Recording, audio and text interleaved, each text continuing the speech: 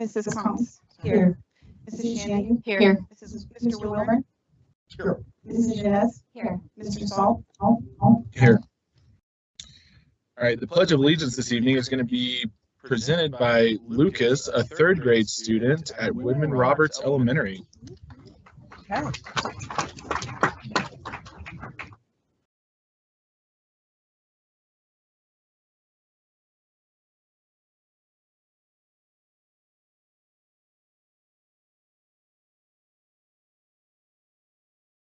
Pledge allegiance to the flag of the United States of America and to the republic for which it stands, one nation, under God, indivisible, with liberty and justice for all.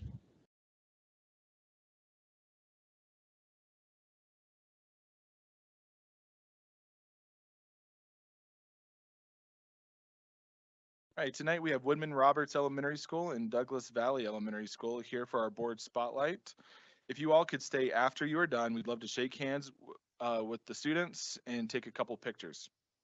First up is going to be Woodmen Roberts. Miss Yanez. Well, this is pretty fantastic because I got to teach at Woodmen Roberts 3rd and 5th grade, and I was also a K through 5 literacy para there. So it's a very, very special place to me. In October of this year, Woodmen Roberts Elementary School opened a state-of-the-art STEM lab to align with their IB program. Woodmen Roberts has won the Governor's Award for Improvement 2 consecutive years.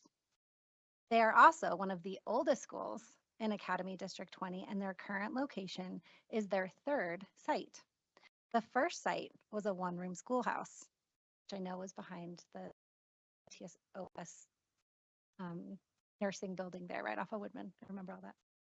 Please welcome Principal Nate Hanson.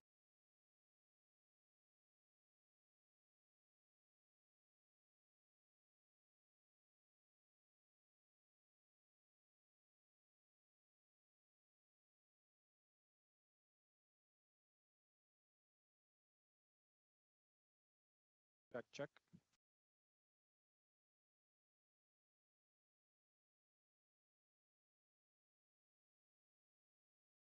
Really lean in. Here we go. All right.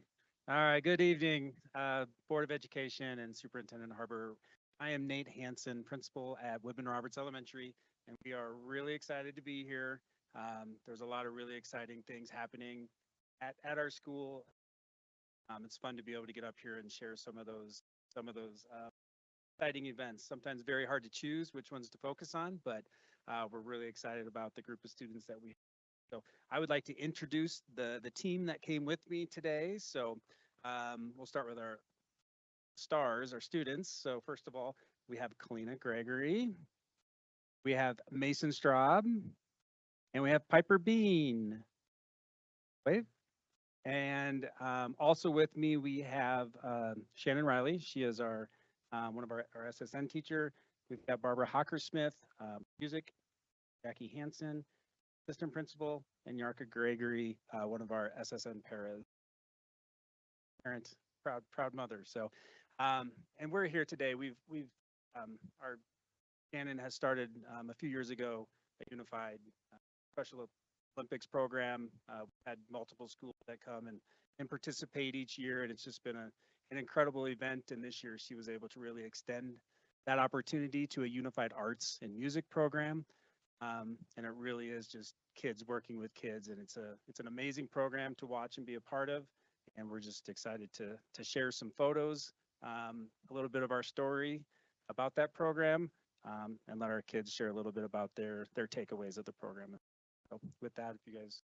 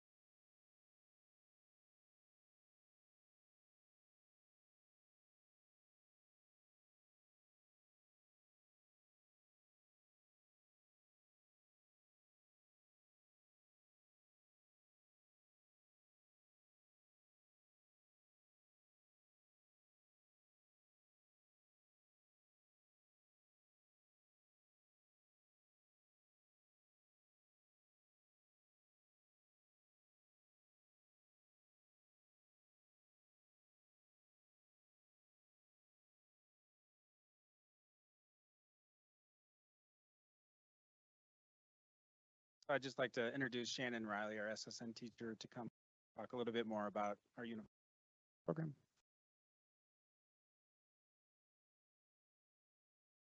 Hi, we started Special Olympics 3 years ago, and it was such a fantastic experience for everybody involved, and really getting to see the growth in the students, and not just in those athletic areas, but and teamwork and cooperation. And so this year we had the opportunity to expand it to art and music.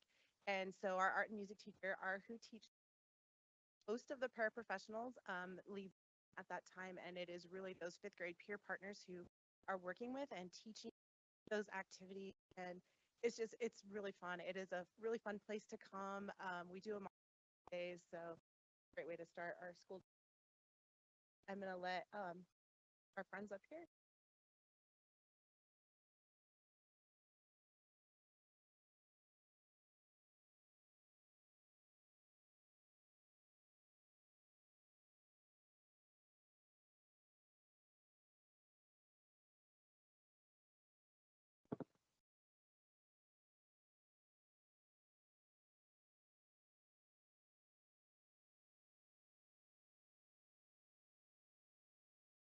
Hi, I'm Pepper, and Pepper, I is art and living. And with dinner and share Miss Wally as a gift card. And Santa share with you a Hawkins Smith.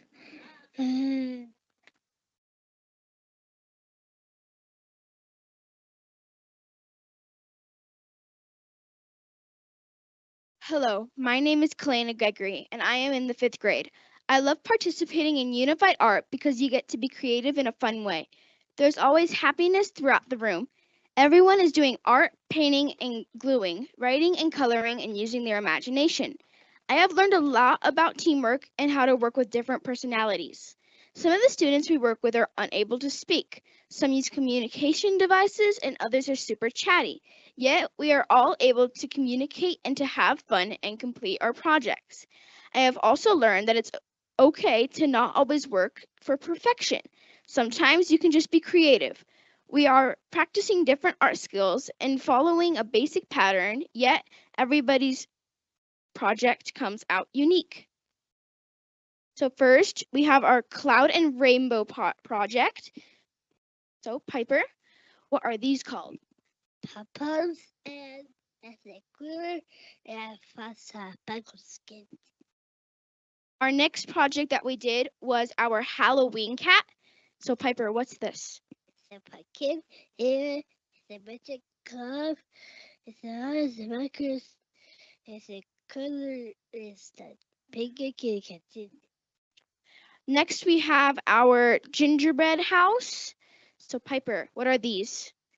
There's pop-ups, stickers, books, cookies, stickers, pop-ups, winners. Good job, Piper. Our next thing was our flower project. So Piper, what are these? The leaves, flowers, hearts, as a color.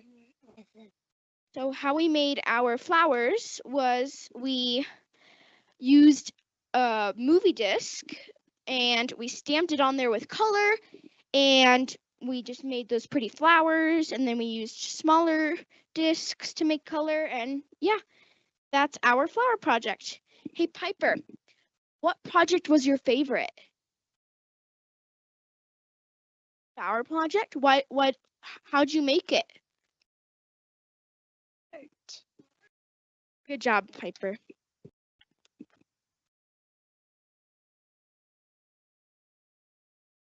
Hi, my name is Mason Straub. I'm also in 5th grade. I enjoy participating in unified music with the students in the SSN program. and some of my 5th grade friends. In the unified music, the kids are learning how to do movements and how to do rhythms. We usually have a video activity where we follow the rhythm in a story about a seasonal character such as Pumpkin or Snowflake. We also do movements with scarves. We are working with the students to learn how to play musical instruments like xylophones. Participating in unified music has let me see that everyone has opinions of their own and can share what they like and dislike. I have learned that with teamwork, we can learn new skills together, and learning new skills is success. I have made a bunch of new friends in unified music. Piper, let's follow the rhythm with our feet. Now with our hands. Piper, follow the pattern with the scarf.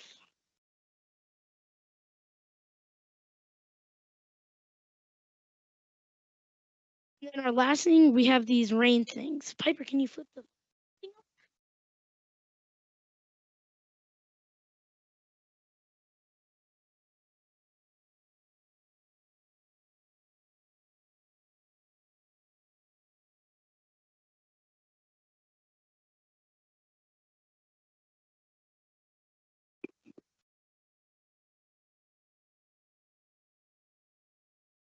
That's our story today. So I appreciate you all having us be able to kind of share a little bit about Woodmen Roberts and some of the wonderful things that are happening. Students, awesome job. Good job, everybody.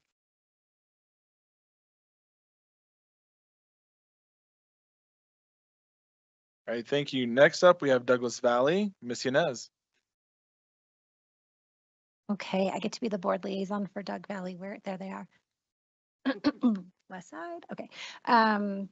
Douglas Valley Elementary School. Built to look like an airplane from the sky, Douglas Valley is home to 331 students, 95% of whom are military connected. Because of this, many students are only at Douglas Valley for 2 to 3 years. The community of Douglas Valley leans in to quickly determine where students are academically so they can ensure as much growth as possible is made before students leave for the next stop on their journeys. Please welcome Principal Adrian Morey. Good evening. We are so happy to be here and are excited to show you a glimpse of what we work on daily to help our students who have characteristics of dyslexia. We have a short video to show you of some of the fabulous work that's being done at Douglas Valley. This video shows a group of students during a take flight lesson. We did bring along the same students and they will be available for some questions afterwards. Students with characteristics of dyslexia struggle with the phonological component of language that's often unexpected in relation to the other cognitive abilities, which means they have a difficulty with the ability to notice, think about, and manipulate individual sounds necessary for reading. During take flight lessons, students complete multisensory activities to strengthen phonemic awareness by manipulating mouth pictures to form words. These mouth pictures represent the phonemes or sounds in the English language.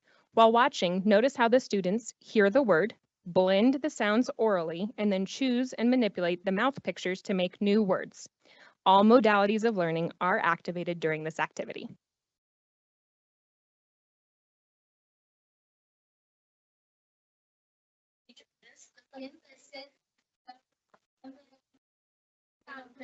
Actively traits which refuse.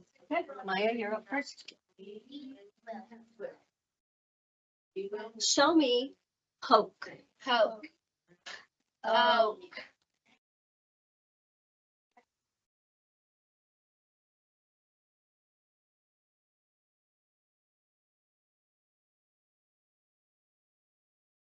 If this is poke.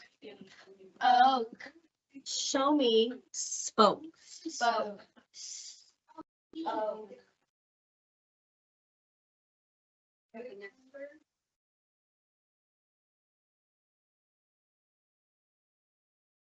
If this is spoke, oak, show me spark. Spark. Oak.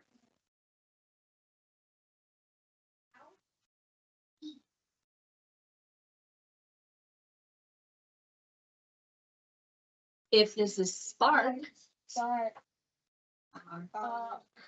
Show me sparse. Sparse. Yeah. Okay. And it's will.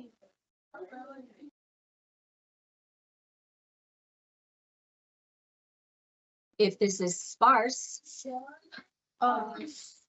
show me. Oh.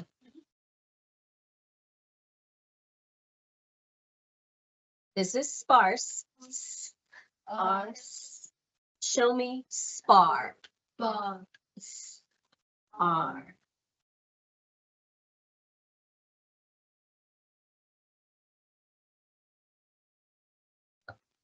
If this is gonna be our last one.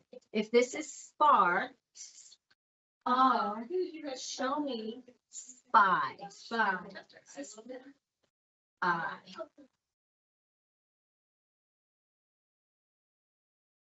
Hey, what did we do? We traded and Bossy R. Bossy R.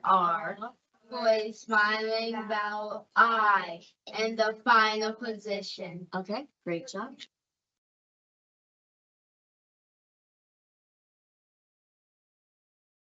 So as a dyslexia satellite school, it's been fabulous to see this happening with our students. They are prepared to answer a couple of questions for you guys. So Miss Maya and Ollie and Addie, do you guys want to come up and answer some questions?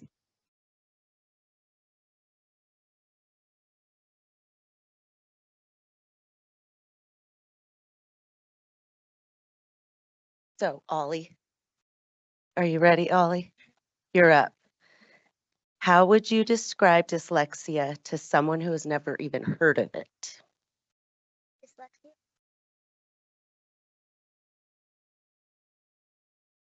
To sound out words and read. If we are reading out loud in class and the teacher calls on me, I might need somebody to help me with a word.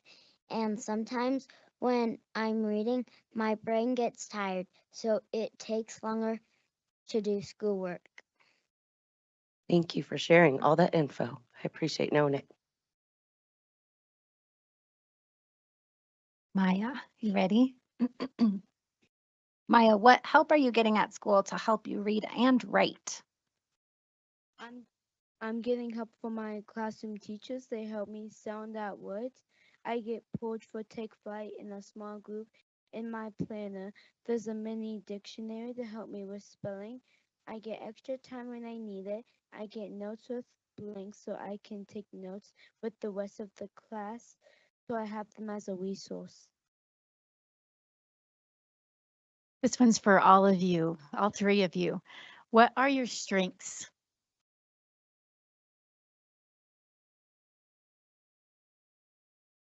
Confident and secure in who I am, and I am good at volleyball, especially surfing. I am good at making friends because I am kind. In math, I am good at multiplication and long division.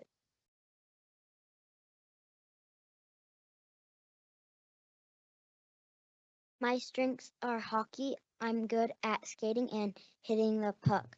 I'm good at Morse code. If there's a code in front of me, I can solve it. I can also play the ukulele.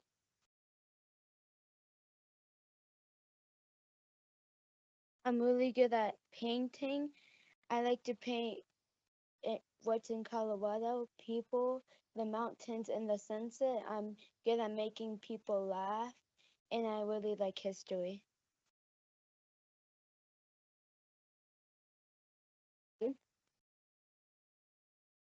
You three are doing a great job. Maya. So it says here you're a military child. Is that right? Did I skip that? Oh, I've got Addie next. Rats. I love this question for Maya. Okay, Addie, you're up. Are you a military child? Yes. Which of your parents in the military? Um, Awesome. She here? yeah. Thank you for your service, Mom. Okay, Addie, what is the most helpful thing your parents do to support you? They don't judge me because of my needs when it is hard for me to read or spell a word. My mom will listen to me and read and help me with my homework.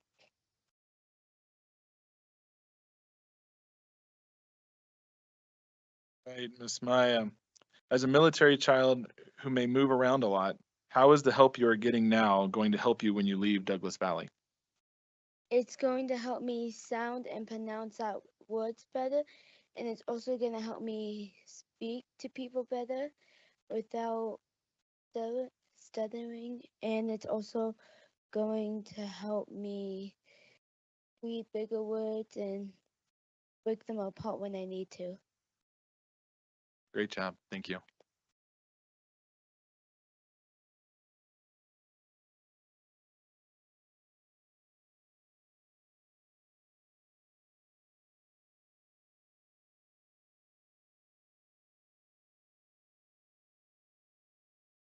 I get pulled in a reading group to help with my reading. Sometimes when there's a test and I can't read the question, I can go to the back table and my teacher will help me read the questions.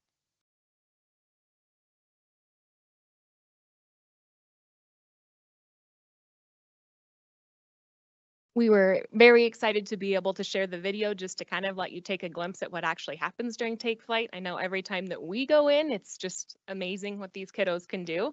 We had, they were very excited. They skipped some events. Ollie skipped a hockey game today to come because she felt like it was important enough that people needed to hear about it. So thanks to our team, and that's just a little glimpse of what happens at Douglas Valley.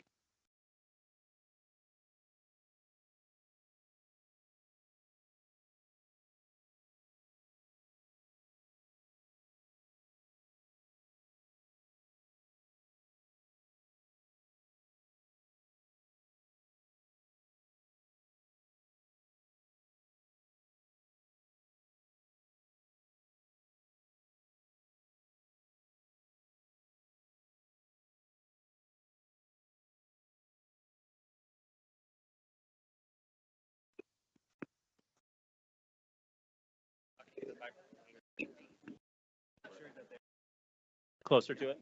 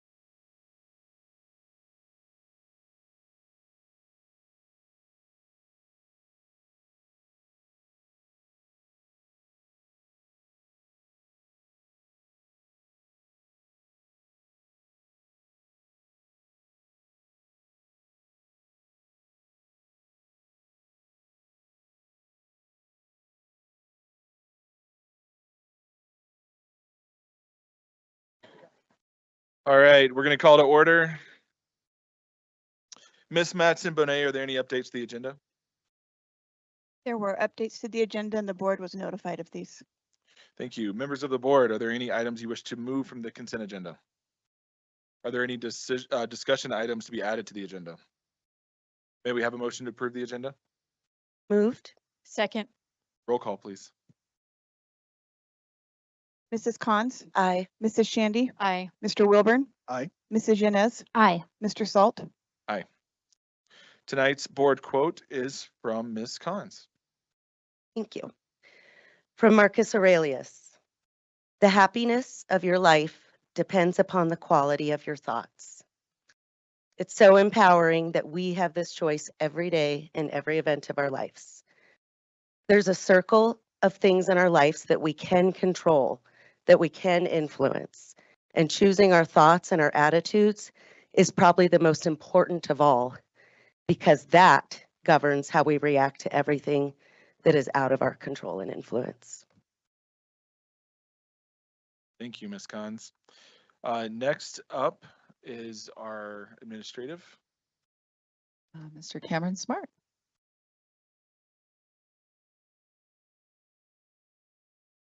Oh, hey, well, good evening.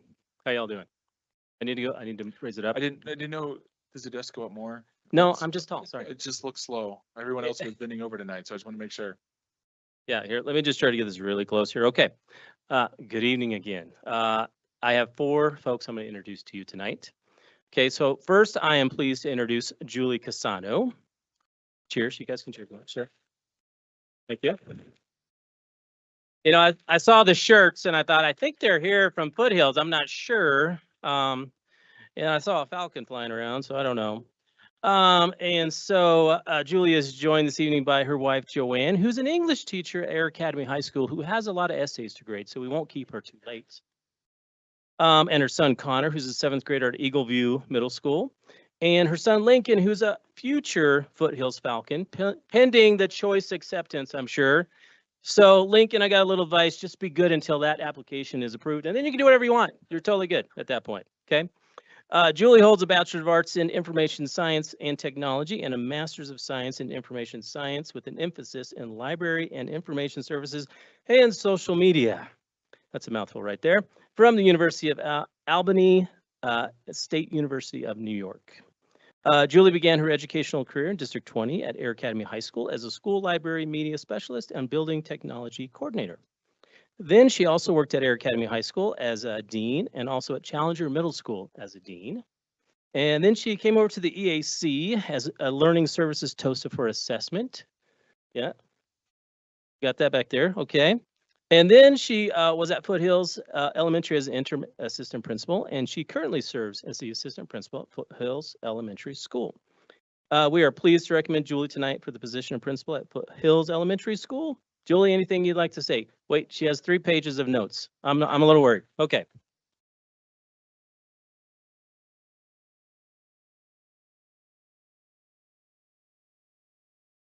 Mr. Smart, you're like 6 feet taller than me, so.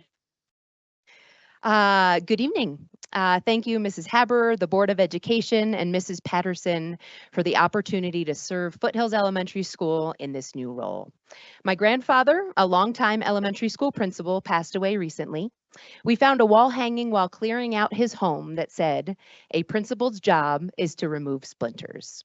While I understand we really aren't allowed to remove splinters for students anymore, the saying still resonated with me. While education has certainly changed in the last 55 years since he retired, the core of the job remains the same. As a principal, no job is too small. Take time to connect with your community, staff, and students on big and little things.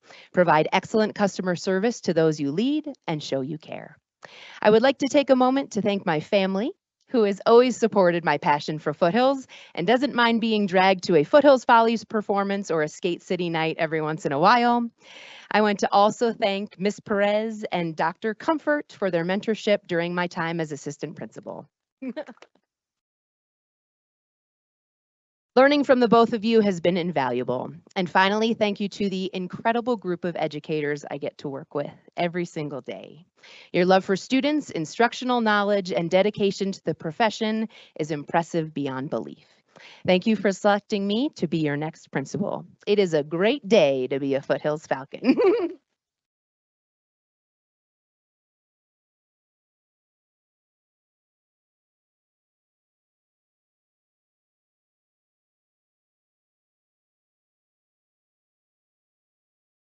First, I thought that was for me, but then I realized it wasn't. So, okay.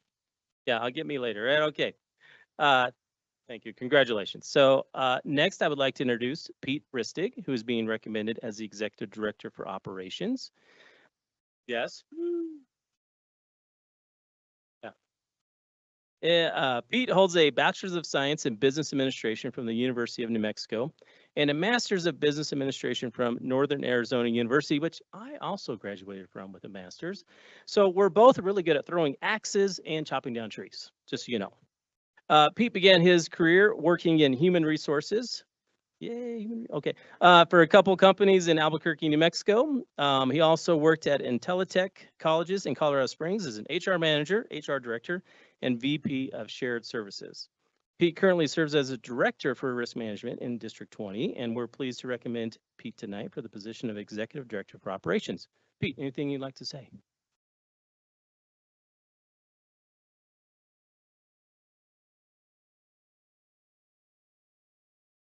I may be the only one who doesn't need to adjust this from Cameron for the rest of the evening, but I just wanted to say thank you to the board. I grew up in education. My parents were both educators.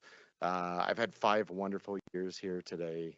My family and I are both very excited. Unfortunately, my family couldn't make it this evening, but we're very, very excited, and I'm looking forward to many, many more years here. Thank you.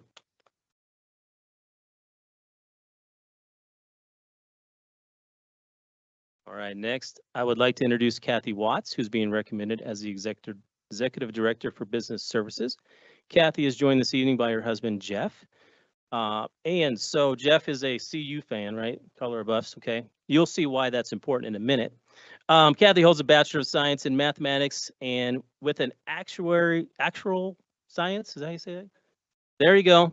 Concentration from Colorado State University. That just sounds like an exciting major, just want you to know. Now, the reason she did that is because she loves working with numbers. So I have a couple numbers for her, 24 to 14. That was the score of the border war game with Wyoming versus Colorado State. Wyoming happened to win that one, and they've also won the last 3 in a row. So just wanted you to know, you'd love those numbers right there. So she began her career in working for insurance companies in Colorado Springs.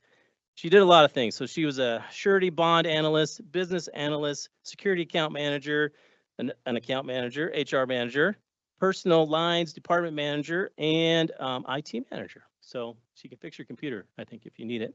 And for the last 9 years, she's been an accounting and budget analyst in District 20. So currently she serves as director for budget and finance for District 20. We're pleased to recommend Kathy tonight for the position of executive director for business services.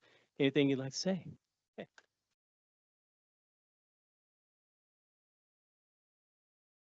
We're united here at D20 now, Cameron.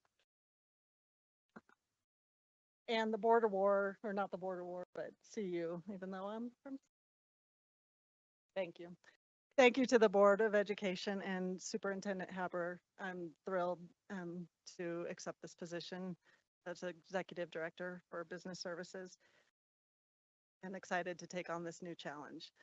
I'd really like to express my gratitude believing in me, and great role model and leader and a friend. To my family, Jeff, and I have family listening online. Hi, Mom. I wouldn't be standing here tonight if it weren't for their continued love, support, and to a shout out to my team, business services team. Many are here tonight. We're on this journey together, and we'll continue to find ways to support our teachers and staff who are on the front lines and who are there, show up every day to educate and inspire our students. So thank you again for this opportunity.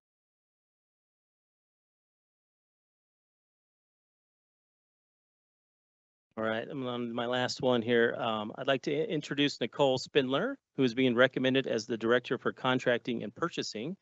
Nicole is joined here this evening by her husband, John, and her daughter was going to be here, Gianna, but she's at lacrosse practice, so that just was a little more important. So, uh, Nicole holds a Bachelor's of Science in Biological Sciences with a minor in Anatomy and Neurobiology from Colorado State University. Now, I don't know if you know this, but that actually leads you right into a career with contracting and purchasing. So if you want it, that's what you do. All right. So Nicole began her career in the medical field at Memorial Health System as an occupational health technician, then purchasing and contracts with Memorial Health Systems, materials data specialist purchasing, clinical contracts manager purchasing, and so forth. Then at Lockheed Martin as a subcontract administrator, and then now she currently works at the City of Colorado Springs. First, she was a senior contracting specialist, and now she is currently a procurement service manager. We're pleased to recommend Nicole tonight for the position of Director for Contracting and Purchasing. Anything you'd like to say? Okay.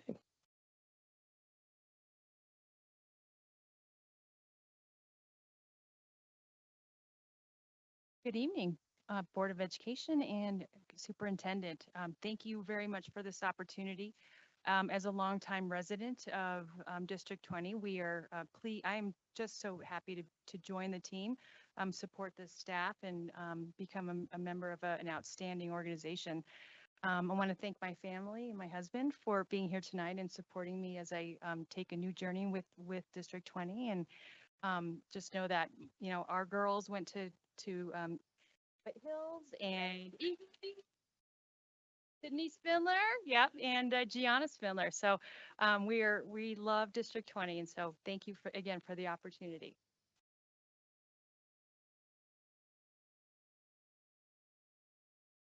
All right. Until next time. Thank you.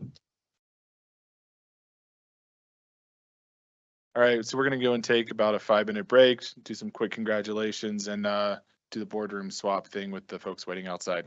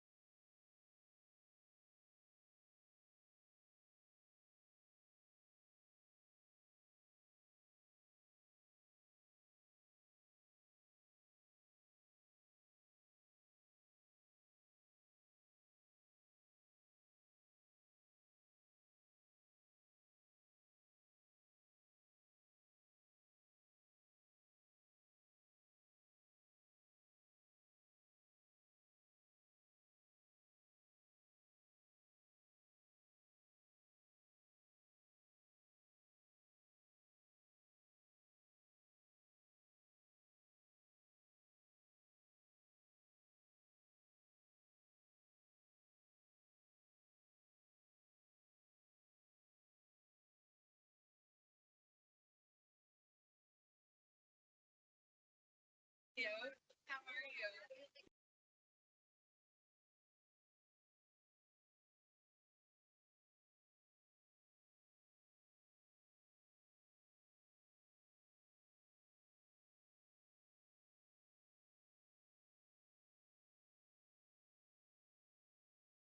Came to the, early show at 3:30. I know. He mentioned you. Yeah, I didn't even, I was like gonna call you. It's still standing, and all of a sudden I walk in and I'm like, found his own way, and he's sitting here. Like, yeah. Dylan found my mom. Yes, that's exactly. I returned this week. I returned Andy's mom. Oh.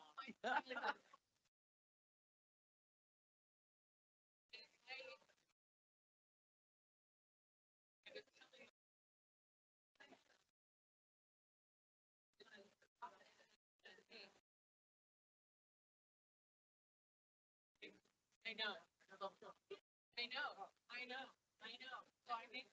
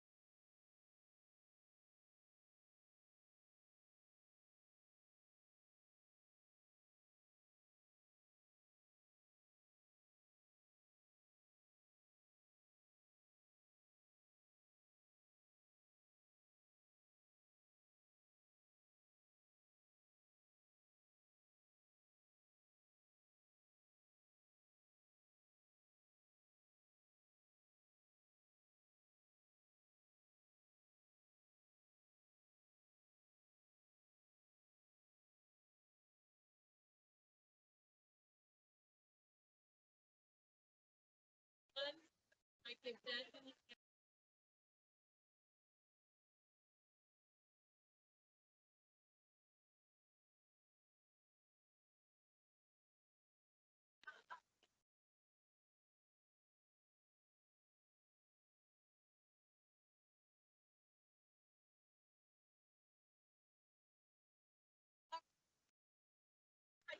send me a note. You have my number. Yeah, I want to. I don't know, but I'm wondering if each house is like somebody has a good one around that tree. Sorry, I know I've dropped you, but I haven't been able to get it. Today, I did not get anything from you.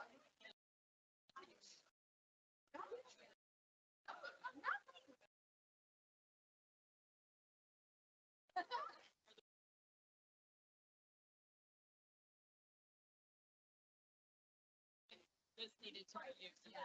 I mean, we've talked. Things are, that makes me happy.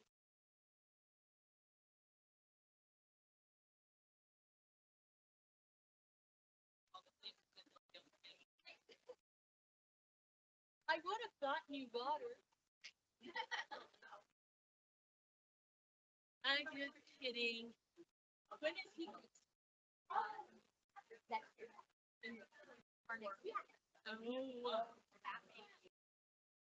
Yes. Did it? Yay. Hey, dude.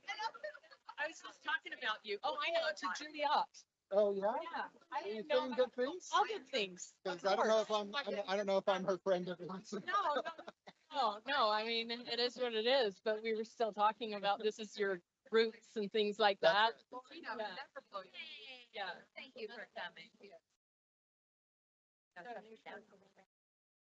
Well, I better shout out.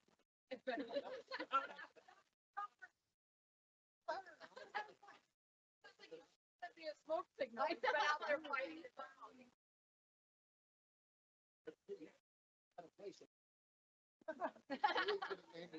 Oh, my wife.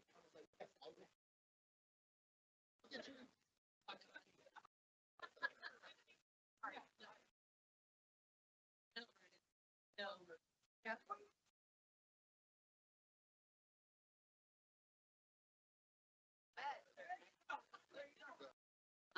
Bye. Like a little get together.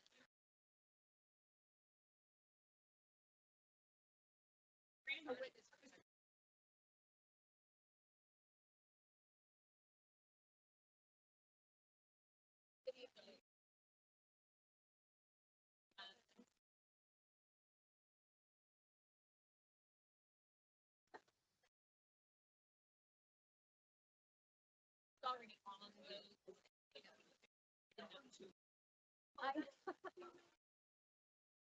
10 o'clock at night.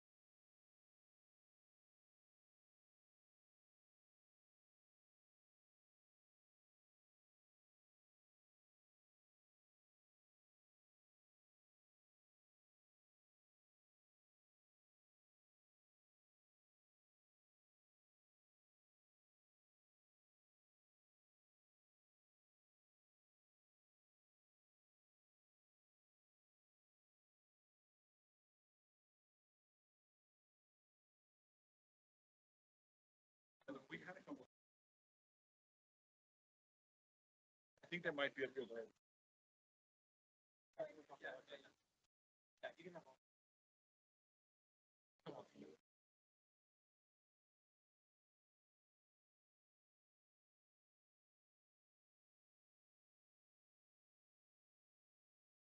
Quick question, everyone. Do we have a Cynthia Halverston in here? Okay, so she might be out in the atrium. And is Catherine Chukas in here yet? There's Catherine. I see Catherine. So we'll just go, Courtney, can you just go find Cynthia Halverson? Thank you. All right.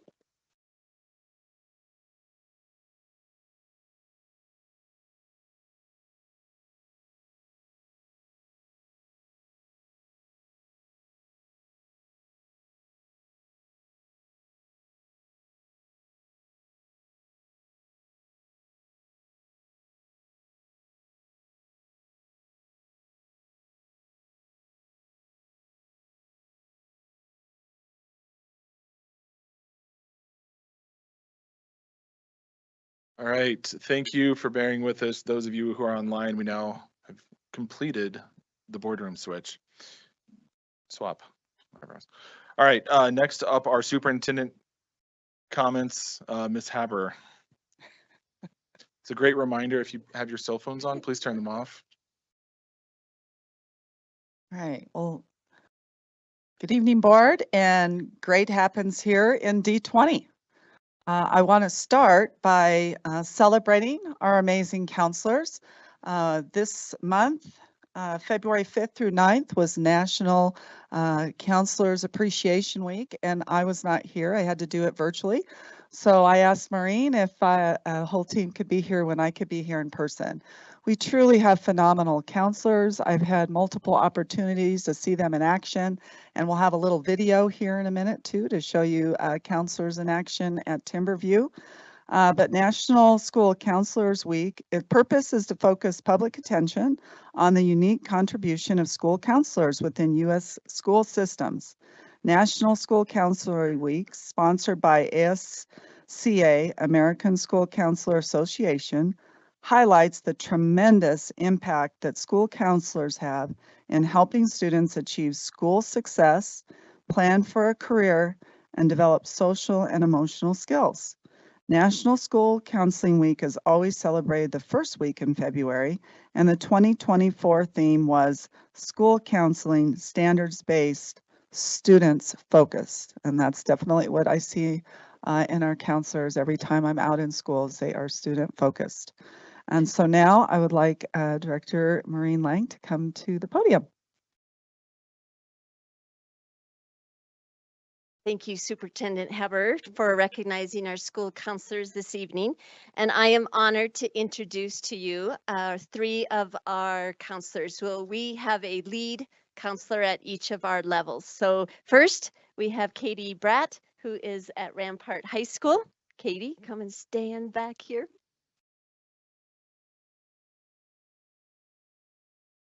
And then we have Brittany Nosker, who is our lead for middle school, and she is at Chinook Trail Middle School.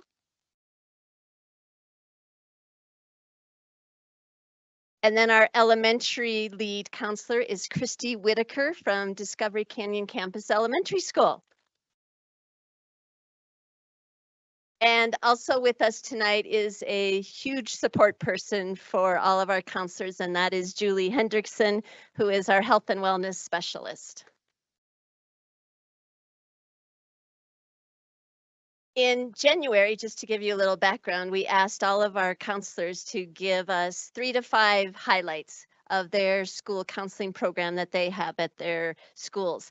And what we did was then we collected all of that and we compiled some one-pagers, and I believe each of you were able to get one. So there's one for elementary, one for middle, and one for high school. And we actually had 2 counselors from Pine Creek High School help us put all of this information into this great one-pager, and that was Sarah King and Kelly Stewart who helped us with that. And each of our lead counselors now are going to share just a little bit about some items from this one-pager. Good evening. It is a privilege to share with you just a snapshot of some of the roles and responsibilities of the ASD 20 high school counselors. As high school counselors, we address the academic, social, emotional, and college and career needs of all students. Our high school counselors are MTSS team members, college and career advisors, social emotional supporters, 504 coordinators, extracurricular sponsors, and much, much more. Above all, we are advocates, encouragers, and supporters of all of our students.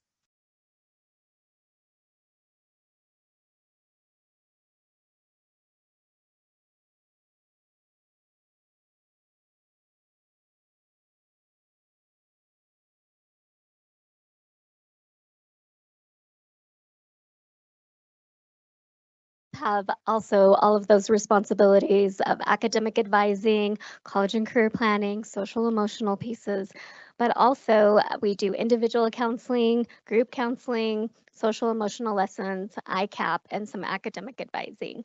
We're there to see the transitions from elementary into middle school, and then again when they transition to high school. Middle school counselors get to observe a very unique time in adolescence, as we can all agree, and a time of tremendous growth.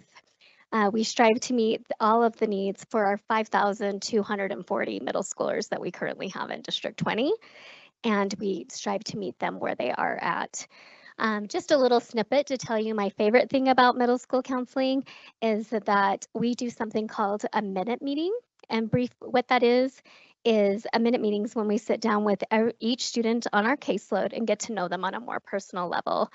The minute meetings are just one way we build relationships with students in a quick manner, and we learn ways that we can connect each student in our building.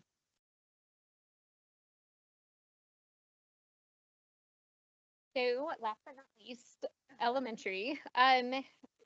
It's really hard to give a full snapshot of what we do and what we enjoy, but I think the best way for us to describe it is through the MTSS kind of process. With our tier 1, the services that all of our students receive for classroom guidances.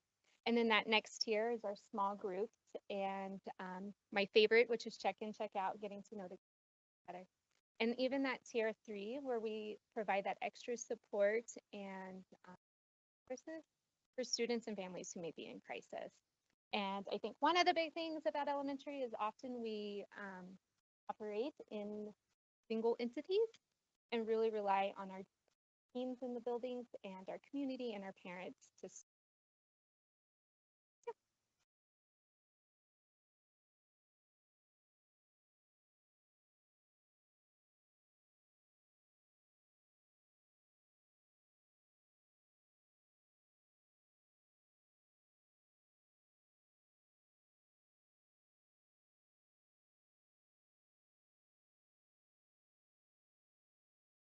So on our next slide, we have a great video that was done about counselors at Timberview Middle School. Here we go. And then you'll have to go ahead and click on it. Slide. Here we go.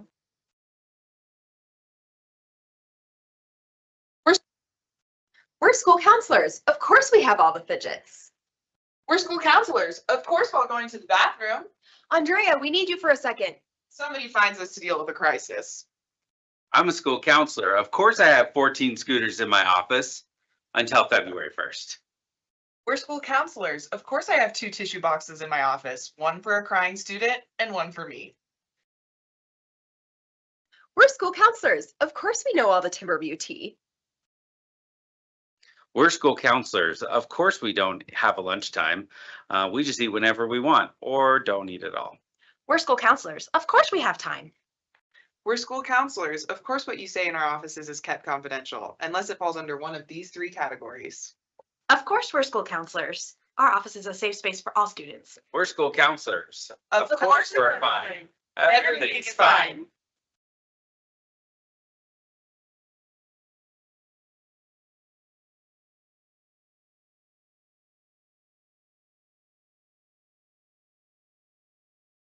So board, I've just had a wonderful couple of weeks and school visits, and thank you again. Those of you board members, several of you have had a chance to go to different schools with me, and I think it's been a great learning experience for all of us. So recently, Director Shandy and I had a chance to go to Discovery Canyon Elementary School, and we had a chance to go into their amazing media specialist was doing several different activities in the library, and this little girl reading a book on her line. I just couldn't help but take a picture of that because she was just really enjoying her book. Principal Steve Scott was sharing with us, they have 3 students of the month from every grade level now as a way to recognize more students. And we just had a great time in classrooms with students. The corner picture, the students were doing different kinds of coding activities. So just what a great staff, and we thoroughly enjoyed our visit. And then we had a special surprise because, it's not going again. There it goes. I don't know, maybe I have to sit back here. Yes, Principal Scott said what we want is we need to test out the silly string because they were going to do one of their classes won a contest, and all the students at the same time were going to do silly string. So I think they wanted to check it out. And so we had a great time together. It was a fun way to end our day. Then just recently, I had a chance to go to Edith Wolford Elementary School, and what a great time we had there. It was for their Health Jam Day, and started the day, I had a chance to go to Mrs. Ray's 4th grade classroom. And we couldn't show the picture of it, but I actually had a chance to join their morning meeting, which was their community circle. And the students were all rolling the ball to each other, just talking about what they're most proud of. And I got to sit in the circle and be a part of it. But then it was pretty amazing.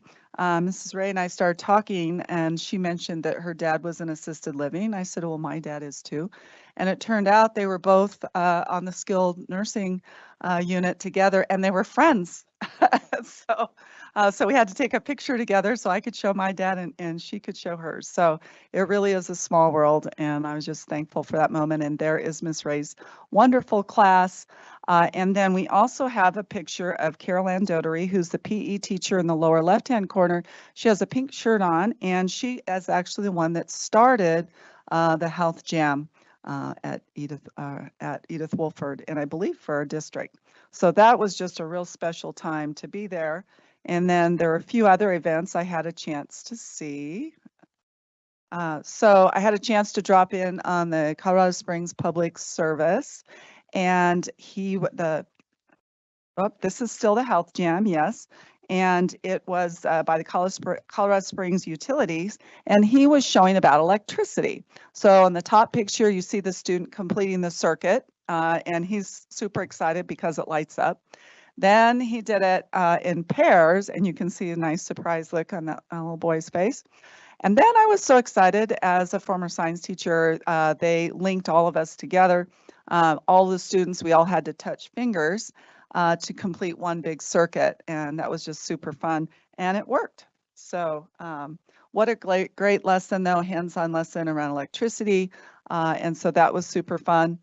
Also as part of the Health Jam, we had Soccer Buddies activity in the gym, which was sponsored by Soccer Buddies organization, which promotes soccer for young soccer players. So that was fun. And then I had the wonderful privilege of meeting Reed Andrew, who is Tom Andrews' son.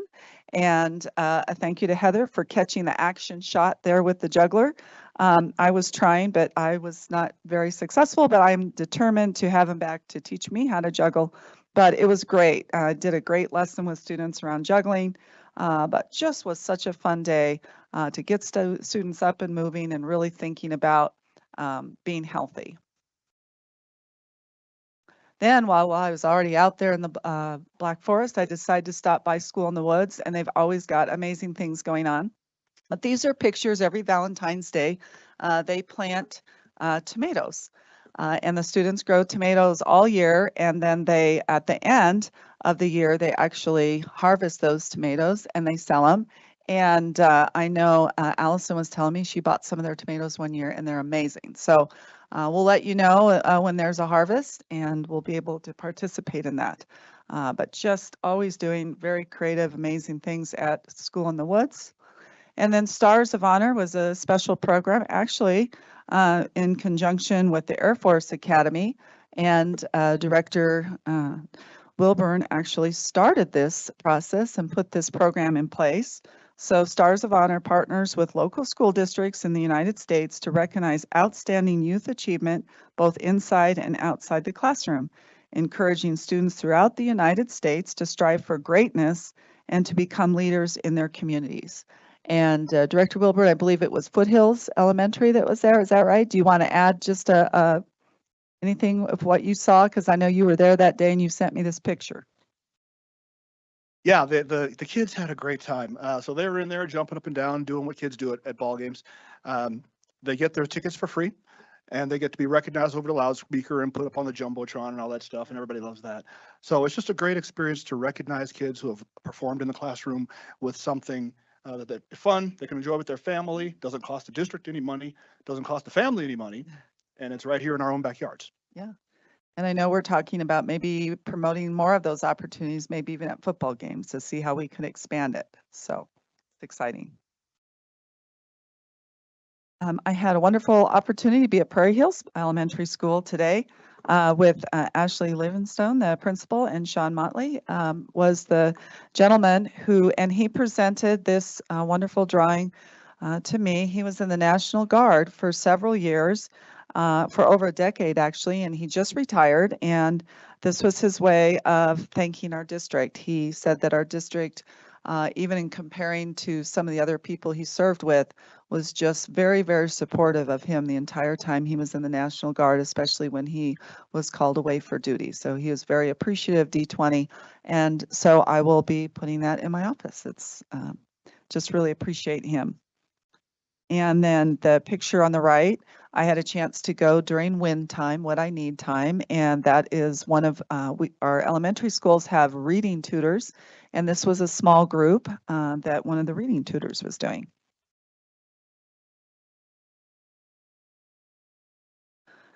And then recently, we had a chance to go to Air Academy High School. As you know, we are in the process with the PSMIP grant program, getting the funds in place to be able to get a brand new Douglas Valley Elementary. In partnering with Department of Defense, they're going to be coming out in March for 2 days to look at the site at Douglas Valley and see if there's anything else that we need to do to get that going. And then we're going to start looking at the high school. And we know that a brand new high school costs roughly close to like $150 million, and then a remodel would cost somewhat less, but that's still, 30 million, 40 million that the district would need to come up with, us paying 20% and the Department of Defense paying 80%. So during the first coffee and conversation, I had Seth Harvey from BlueStack and also Lindsay Pack from Innoflex, and Ann Caesar came up to me right at the beginning of the year and said, we want to partner with you. So I've been meeting with them kind of off and on throughout first semester. We saw a great CT Career Technical Education program in Arizona. We did a Zoom with them. And then I thought, wait, we've got some amazing things going on at Air Academy. Would they want to partner with us as part of the PSMIP program and potentially help us out with the construction of a large, potentially a large remodel and expansion of their career academy areas. So we had a great visit and had a chance to look at the engineering classes that were there. And boy, seeing the kids at work, they were just building like three-dimensional cube kinds of models and just working on different kinds of projects, and you could just see the lights go on with our business partners. So much so as we were driving away, they were still excited and talking about how they could partner with us with this project, and even said that they would help us and how can we expand our partnerships and invite other businesses into looking at this Air Academy project and helping us with that. So that was really an amazing day, and just really a thank you And a shout out to our Air Academy staff. They just are rock stars and just have such a passion in what they do. Then we had a chance, CASB Day at the Capitol. Director Shandy and Yanez, we had a chance to learn about all the different legislative, different kinds of legislation that's out and in the House of Representatives and with the senators, and had a chance. They said, well, if you want to, you could try to stop by and see the governor. And we're like, well, why don't we just go in there and just see if we can see him? So we did, and we just kind of hung out in the office, and we said, all we want to do is just have 2 minutes. And they're like, well, we're not sure. And they came in and out a few times. And then right before it was time for us to leave, he came out, and we had a chance to thank him for we're eliminating the negative factor, which just had a negative impact on D20 and other districts in Colorado, and to just really thank him for his focus on early childhood. And I know Director Yanez, as a preschool owner, you had a chance to talk about universal preschool a little bit. Some of your concerns were, as well as some of the things that were going well. So it was just really a fun way, a fun thing that happened during the day. And of course, we had a chance to meet with Senator Paul Lundeen and Senator Bob Gardner. Had a great visit with them, and then also had a chance to meet with another House of Representative, Anthony Harstock. And I took this picture on the right. This is the Adams 12 board president. But again, another small world moment. Lori and I actually taught together in 8th grade. My first 3 years of teaching, we shared a science classroom together. So it was really fun. Tanya kind of got us reunited, and it was fun to share what was going on in Adams 12 with their board and what they were working on and what we're working on. So connections are always great, even if they're like from the past. A real huge thank you to Representative Don Wilson and Representative Rose Puglisi invited us and got a special seating right on the floor at the front. And so we got to see our legislative process in action. And then we met Laurel Cruz, who is in the jacket on white jacket, and we just started this conversation with her. And turns out that she is the communications director, one of them for the House of Representatives. She's a D20 graduate, and she says if you need anything, so I have her phone number now. So if we need anything around communications at the Capitol, we're connected from one of our own D20 grads. So again, another small world moment that was amazing. We are starting up a district technology advisory committee. And Shelley, I'll just read a description of it. If you have anything else, Dr. Kuser, that you want to share, Kuser, let me know. But basically, the selection process for the 2023-24 District Technology Advisory Committee is currently underway. This year, DTAC's focus is on fostering a shared understanding of AI, artificial intelligence, for teaching and learning in Academy District 20.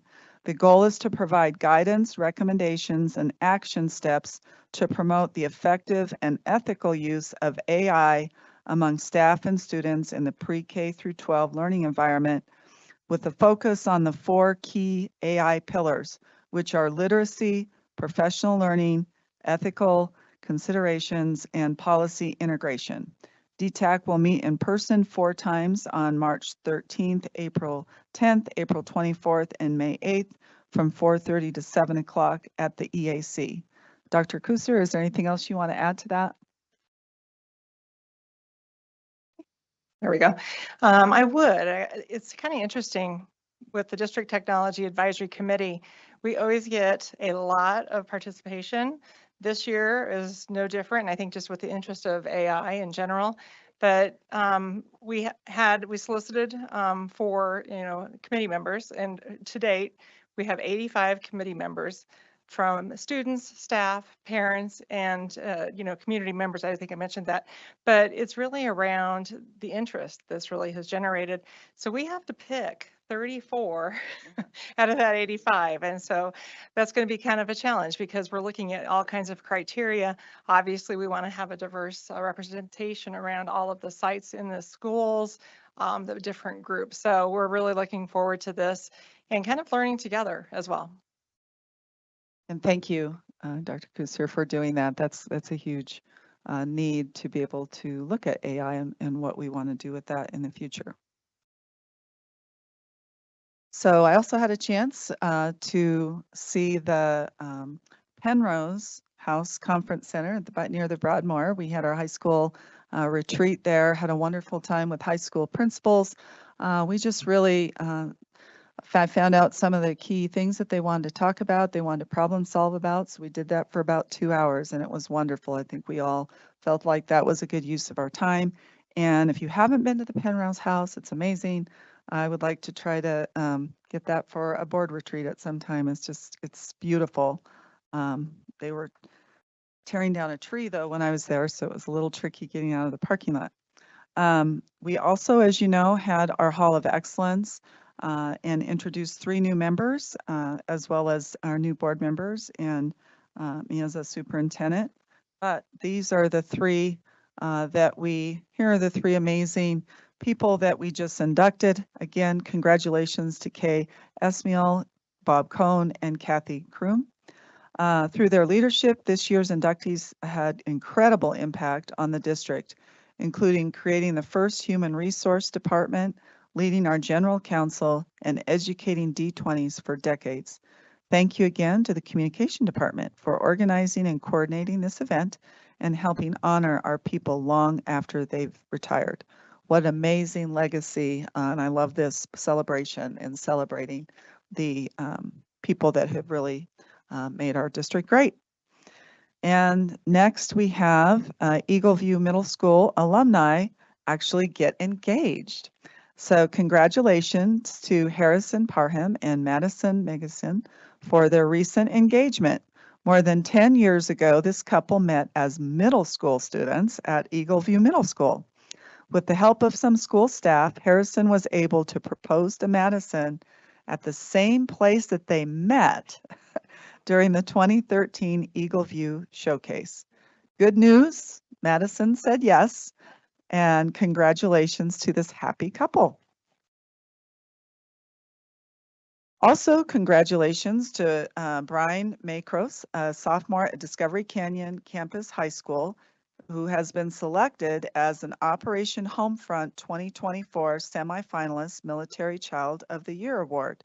This program is the nation's premier tribute to the accomplishments of America's military children, recognizing the positive influence that they have on their families, schools, and communities, despite the unique challenges these young people often face.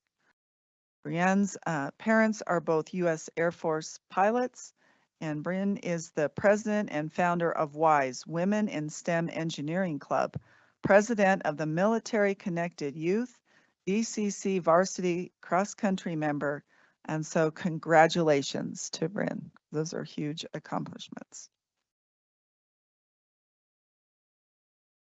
Next, again, great just keeps happening here in D20. 3 school-based businesses. Congratulations to DECA at Air Academy High School, Discovery Canyon High School, and Pine Creek High School. 3 school-based businesses have earned the highest ratings from DECA. Congratulations to Air Academy, Discovery Canyon Campus, and Pine Creek High Schools for earning their gold certification. With KDET Enterprises, the Canyon Cafe, and the Eagle's Nest, our students are running successful businesses from their school hallways and learning the necessary skills to become entrepreneurs and future business owners.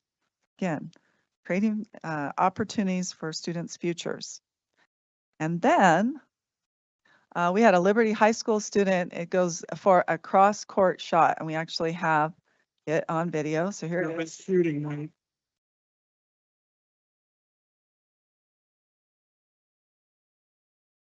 Oh, that's like so amazing. So, you know how you always hear rumors about that? That is that it's true. It really did happen. All right. We also have Mayor Civic Leaders Fellowship, a student who won that award from Village High School. Matt Stewart, a civics and government teacher at Village High School, is making an impact in our community. He was recently chosen for the Mayor's Civic Leadership Fellowship. Over the next year, he'll join 24 individuals from different industries to get an inside look at government in Colorado Springs. He hopes to bring a unique perspective as an educator to the group. Congratulations to Matt.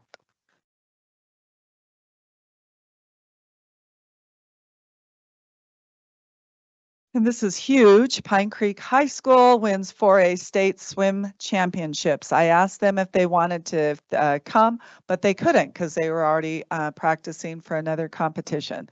So board, I just wanted to invite you and we'll send you out an invite. I think it's like about 9:30 on Tuesday. They're going to have a school-wide assembly for them taking state. I know I'm going to go invite you guys to come. So just let Tina know if you want to come.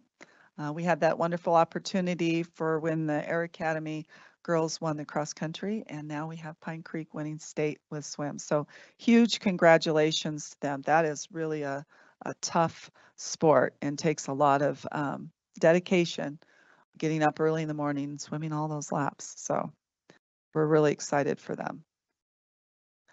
And Pine Creek High School Unified Basketball Team just also won an award. The Pine Creek Unified Basketball Team has been selected to participate in a showcase game at CHSA Basketball State Finals on March 9th at the Denver Coliseum. They will play against another unified high school basketball team from either Denver Public Schools or Aurora Public Schools at 3 p.m. Pine Creek is leading the way with all things unified in our district at the high school level. We are working up increasing participation across the district, including our middle schools. Love unified sports, and I really look forward to expanding that program in our district. And just couldn't help but end with Happy Valentine's Day. We all realized we were in the black and red and just had to get a photo for that. All right, and that's it for my report. All right, thank you. Board, any comments this evening? Ms. Shandy. Just wanted to say how much fun it was and so informative to go up to the Capitol that day and see how the legislation goes through. We got to watch a committee meeting as well, and that was really informative on a topic that is definitely affecting us. So that was super just great to witness and get to be a part of. And I just wanted to thank you, Superintendent Haber, for your endless efforts to help make us all better. And not a lot is seen, but we see you. So we just want to thank you and your drive to help us all be better. And when we don't do things right the first time, figuring out how to do it better. So thank you.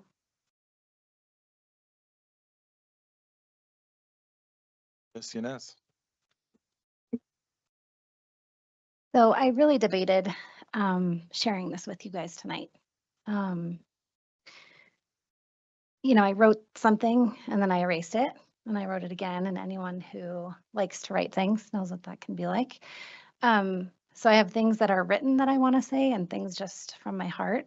And I'm sharing this with you. It's hard because it makes me obviously vulnerable. But I feel like given the conversation this last week and a lot of the emails I received, I'd be remiss in not sharing my story. I really believe in telling your story every chance you get. And I think that sharing lived experiences,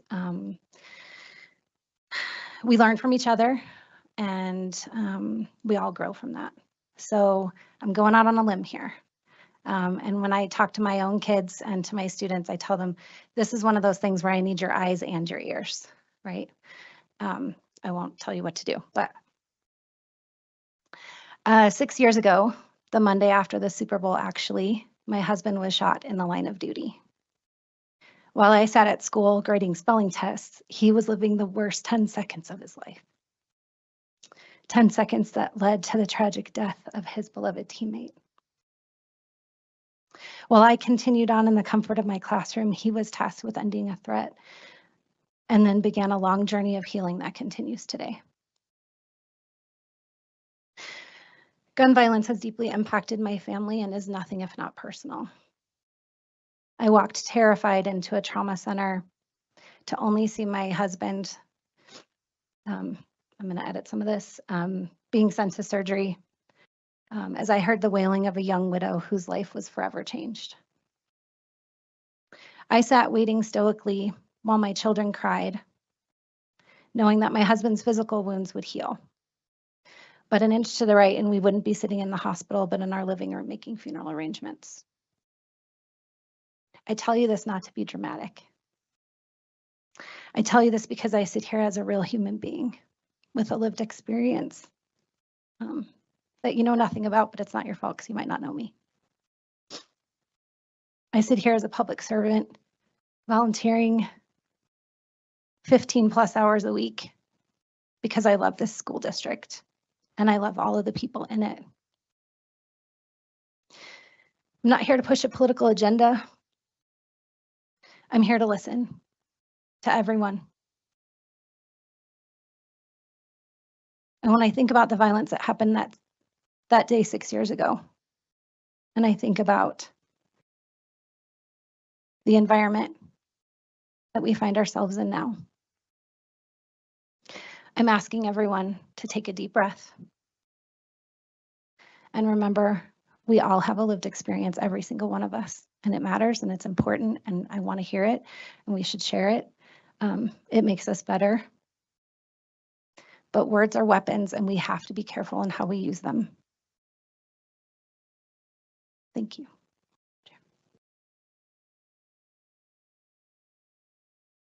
Any other comments? So I'll go ahead and make a quick comment here. Many of you joined us for the work session, study session beforehand. Not all of you were able to make it. So I just want to share something that we discussed at that point, and that is, this is a conversation that we're having right now with a lot of emotion behind it, but this is the start of a conversation that is a very long conversation. No decisions have been made. We're here to listen and discuss. We started, again, every conversation has to start somewhere. Ours started today. There's nothing kind of in the windshield as far as timing and what happens. No idea where this journey will end up. But I just wanted to make sure that everyone knows that there is no decision that has been made. We want to hear everyone who is coming to talk to us tonight. And we have received hundreds of emails. We have read hundreds of emails that have been sent to us, and we appreciate the engagement from the community. We are going to continue that engagement throughout this process. So again, something we've mentioned several times already at the previous study session. Wanted to make sure that everyone who wasn't able to attend that was able to hear kind of where we're at as far as that process goes. We're going to continue to communicate out as we make progress.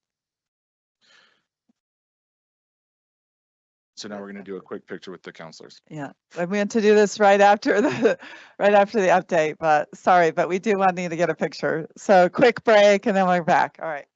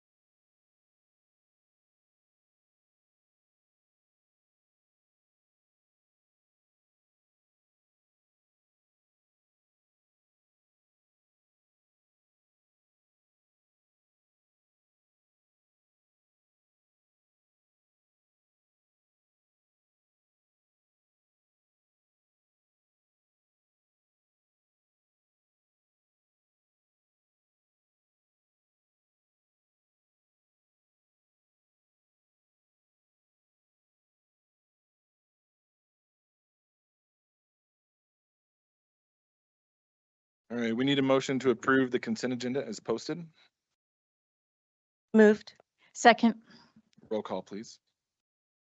Mrs. Cons? Aye. Mrs. Shandy? Aye. Mr. Wilburn? Aye. Mrs. Yanez? Aye. Mr. Salt? Aye, thank you.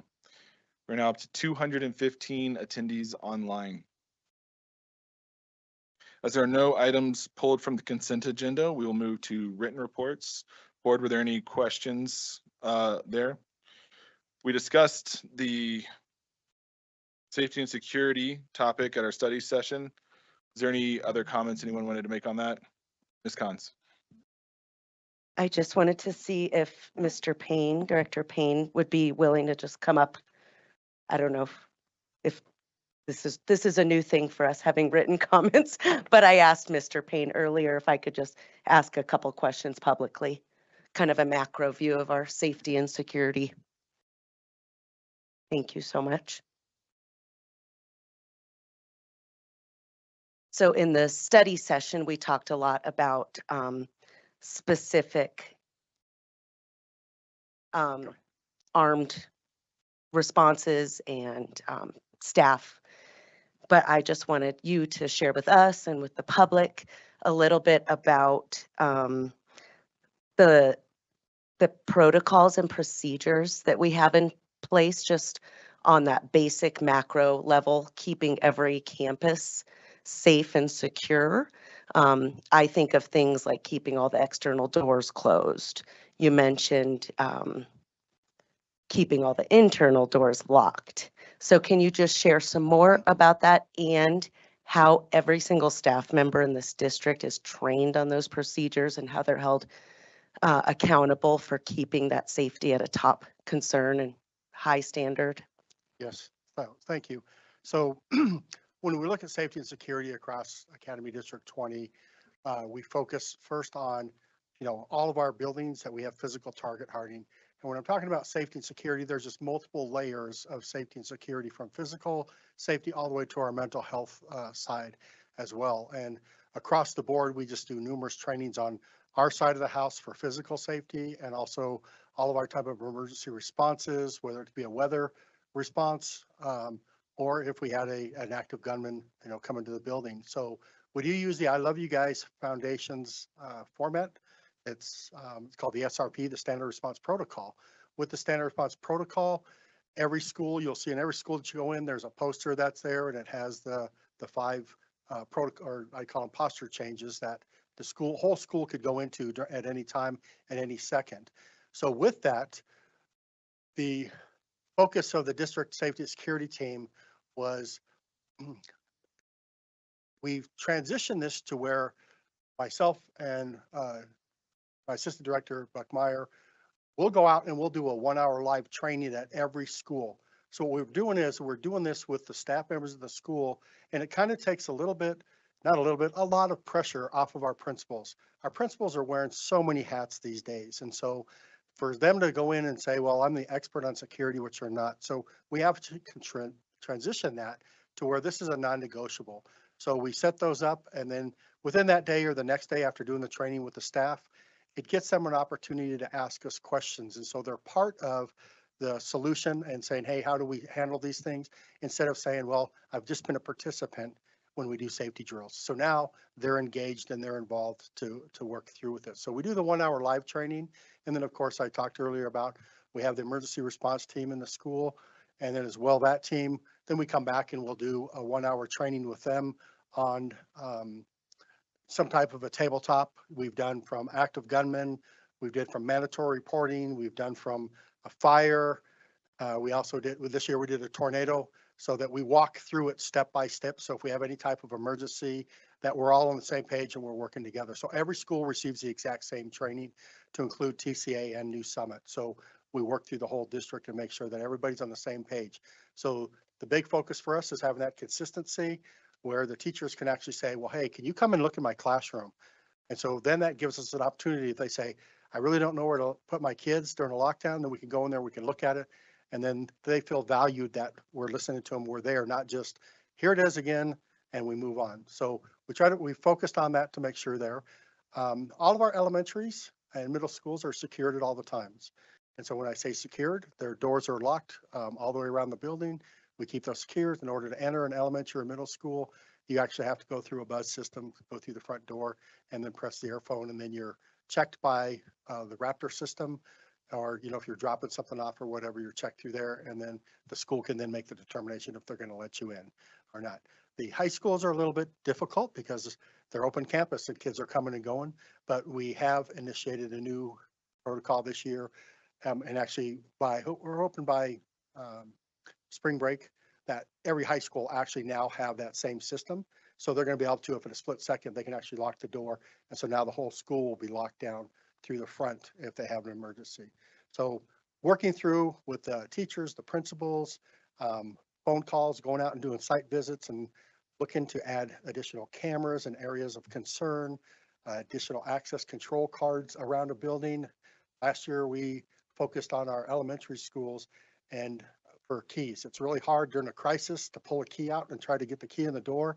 So what we did was at the elementary level, at a lot of the preschools and the kindergartens, we actually went ahead and put card swipes on the back because they're out in their little private playground. So we did that to enhance. So if they have an emergency, they can get back into the building real quick. So it's always just looking at continuous process improvement, looking at how we would respond, and also making sure that our kids can get back in the building safe, if they need to, and then also having off-site plans if they have to actually leave the building and go to an off-site location. We're also working through those issues just to make sure that we have really good stuff in place. And then everybody's on the same page. That's our big focus. Thank you so much for sharing that with everyone. And I think we tell the kids all the time with safety issues that if you see something, say something. And I think it's super important to remind all of us adults as we are visiting our kids' schools, as we're working at the schools, that let's take this seriously. Don't let people walk in behind you when they haven't been checked at the front doors. If you see a door open in the back because someone is hot, please ask them to shut it. All those little things that we can all take ownership for can help a lot. So I will tell you, not only just from the security side, from our school leaders, from teachers, from our facilities folks, everybody knows that you do not prop a door in the building. Doesn't matter if you're coming and going for 1 second, you do not prop that door. So, and I get calls, I get pictures sent to me from a parent who will say, hey, I just saw this door open. My first thing is I call that principal and say, can you tell me why the door is propped in the back? And a lot of time they don't even know. And it could be a worker there. If it's a contractor, we go out there and we educate that contractor that we have specific rules. And when you sign the contract to work in our buildings, you will not prop our doors. So we make sure that we're very stern about things like that. We do not want anybody to get into our buildings through the most common way that bad guys have entered buildings. And that's having the doors propped or things like that. Okay, thank you. Any other questions, board? All right, thank you. All right, next written report was the monthly financial report. Does anyone have any questions or comments on that? Okay. Next, section 10, presentations, the ESSER update, Superintendent Haber. Yep, Deputy Superintendent, Ms. Becky Allen.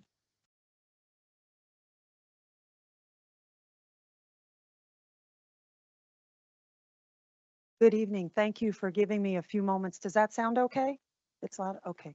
Thank you for giving me just a few minutes to update you regarding ESSER. It feels like I was just giving some introduction about ESSER several years ago, and it's hard to believe we're coming into the home stretch. So several of the first slides just give you an overview. ESSER funding came in waves as a response to COVID. First, we had CRF, or the Coronavirus Relief Funds, and then we had ESSER funds as well. It's important to know that the funding needs to be used on things that are resulting from the pandemic. If there's not a connection that can be made to the pandemic, then it really isn't eligible. We also cannot use these funds there are very tight restrictions against any type of construction or anything of that nature. The next slides just give you an overview. We had ESSER 1. You can see when that deadline was. Our first batch expired in September of 2022. On the top of the slide, it just gives you the overall amount that we received. And just like we do with our typical funding, it gets sent out to TCA and New Summit based on a pro rata share of what's their piece of the pie, if you will, of the total student population. So you can see the funding that they received as well. And then at the bottom, each time I just gave you by large scale buckets where we went ahead and spent those dollars. So there's ESSER 1. You have ESSER 2, which expired this past September. And then you have ESSER 3. This is the last wave of, and the largest wave that we received, about $8.6 million. You can see in the chart at the bottom that we've spent or we project to spend based on our current planning about 8.3 million by the end of the year. So we have about 300,000 that we will wrap up. We have until September 30th of 2024. But again, we're already starting the wind down process because we don't want to be a part of what's called the ESSER cliff. And the ESSER cliff is just that. On September 30th, those funds stop. And so we have tried to be as responsible as we can throughout this process. We have, for example, some of our ESSER funds in staffing. And you might be wondering, Becky, why in the world would you do that? Because those are ongoing costs. The bulk of the staffing that we've used ESSER for are for INR positions, ones that we know are going to end. Examples are academic support teachers, instructional paraprofessionals, etc. Those are just some. And although they are making an impact, we know that monetarily those funds run out. Just to give you a sense, this year alone, just how much TE we are paying with ESSER is a little over 17 TE. How does TE work?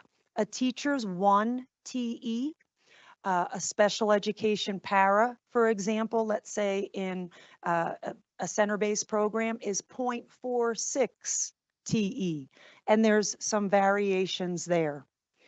Out of that TE, we do have some that we are going to continue, and I'll explain why and how we're planning to do that on the next slide. But something very important on this slide is in the upper right-hand corner.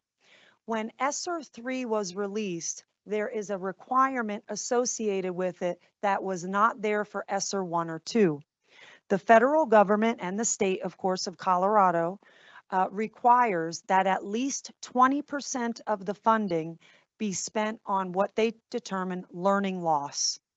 So all of our activities that are related to learning loss have to use at least 20% of the funds.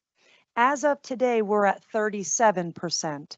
It's been a major focus area for us. Examples include tutoring, summer school, instructional materials, adaptive materials, online materials to try to bridge learning gaps, those types of things. So I wanted to assure you that that's a big requirement and that we have exceeded that requirement. Now, we've tried to be as resourceful with the ESSER funds as possible. As you know, not only for us as the lowest funding in the state, but for all school districts, money is at a premium. And so when you look at this slide, this is really saying, okay, we've got this cliff coming up on September 30th, 2024, and how have we planned for it? Think about all of the money that you've seen spent on the previous slides. What we are looking at this slide is work that Cabinet, Dr. Field and her team, Shelley Kuzer and her team have come together. We started about a year ago saying, okay, these are all of the things we're spending money on. Just a reminder, these funds are going to end. Now, there are some areas that we really feel need to be continued, and let me explain why. When you look above that top line, you see a few things.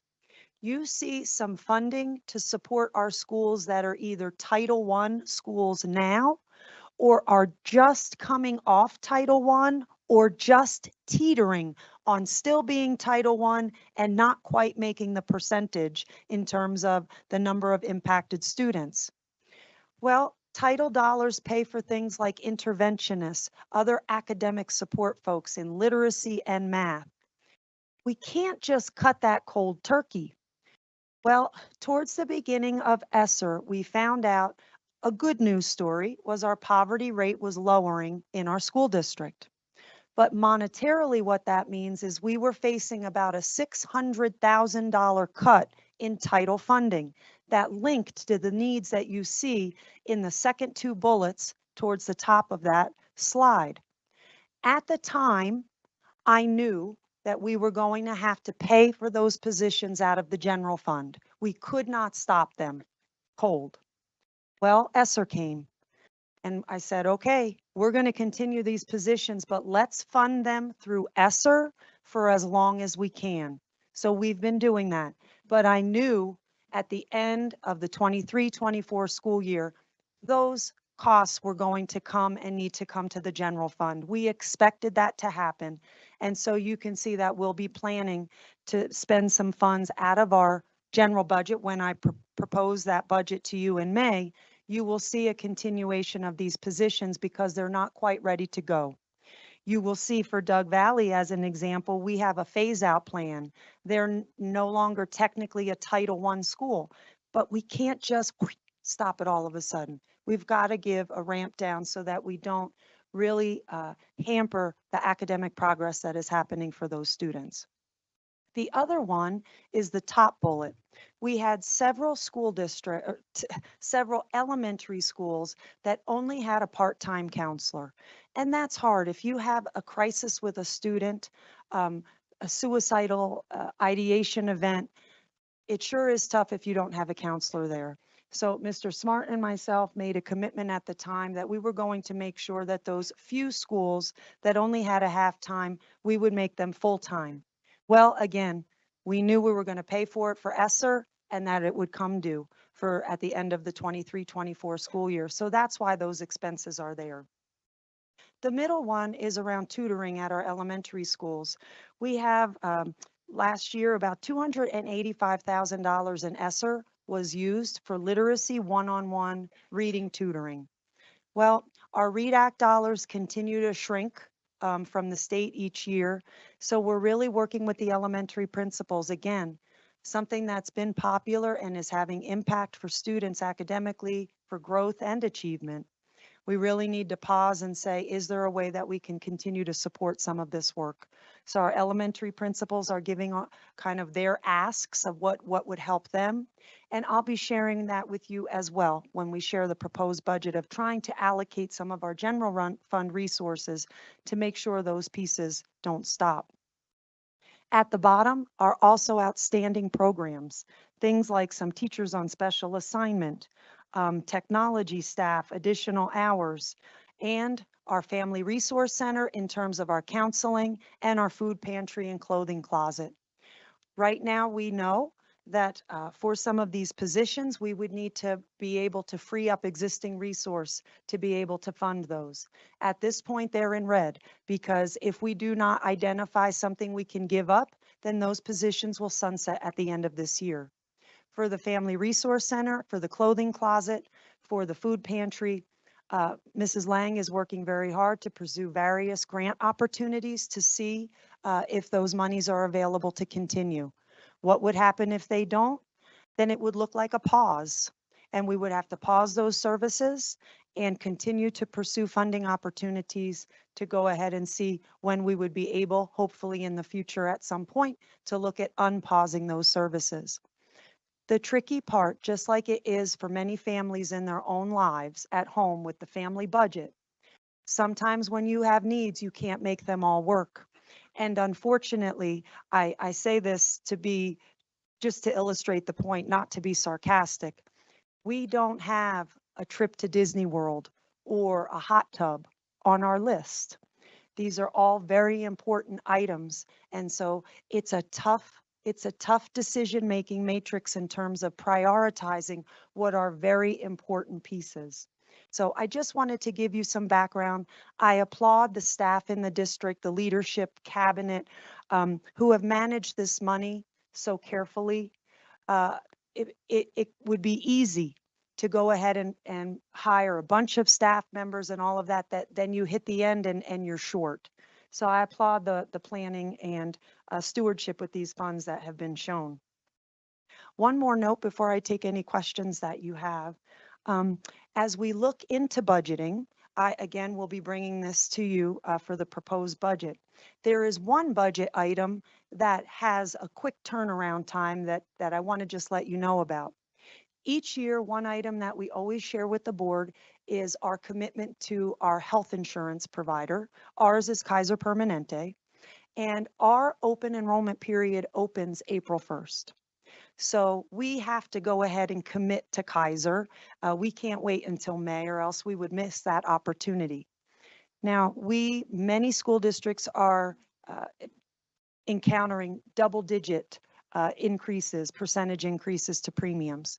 We have a cap negotiated with Kaiser. For this upcoming year, it was 7%. So that's the max increase. I can tell you the actual increase is higher, but we're being held to 7%. It's about $1.2 million.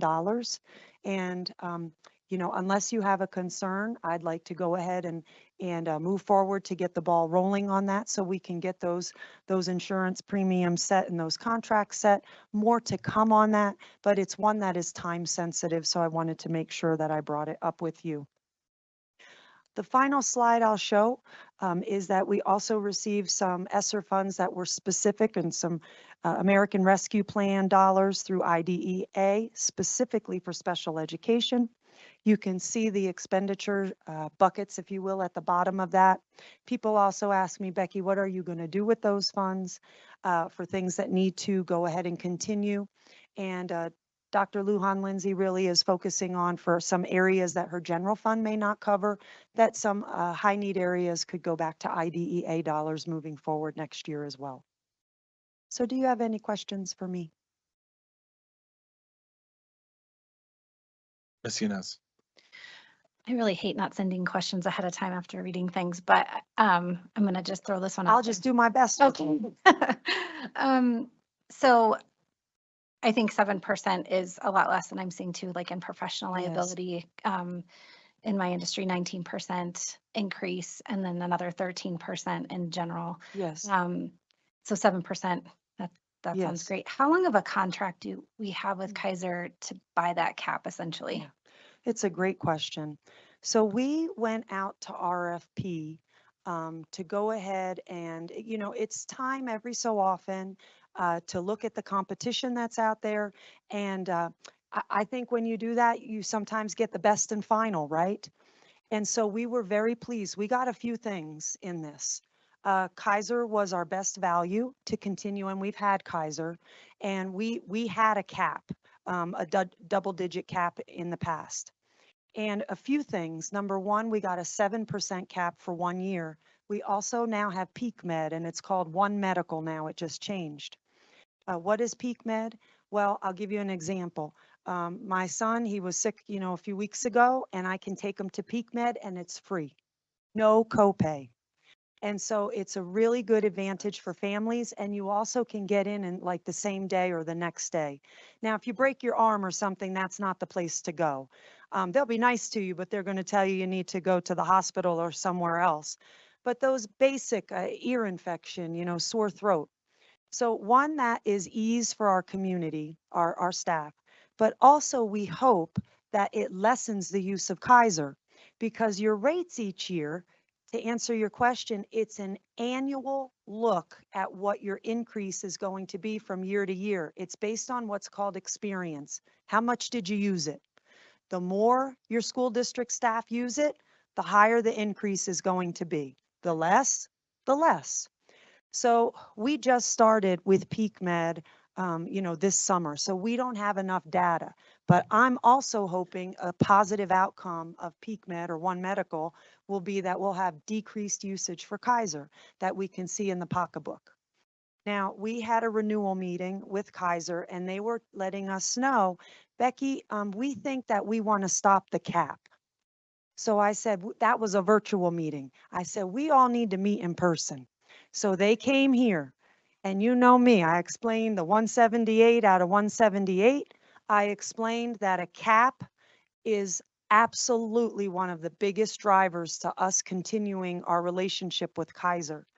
They were talking, well, maybe we'll give you a 25% cap. I said no. So they have said, Becky, will land back at 15%, which is what we're used to in the past. So that is something that we're going to have to keep negotiating each year, but it is something that we will continue to fight for. We had 2 years in a row where we lowered staff premiums by 10%. And so that is something very important. And if we ever get to the point where we feel like we need to see what else is out there, we're not afraid to do that. Is that what my voice sounds like? Uh-oh. I don't know how everybody puts up with me. I can hear that New Jersey accent. It sounds better in person. It sounds better in real life. Okay, thank you. Board, any other questions? Mr. Wilburn, if you need to get your mic, you can.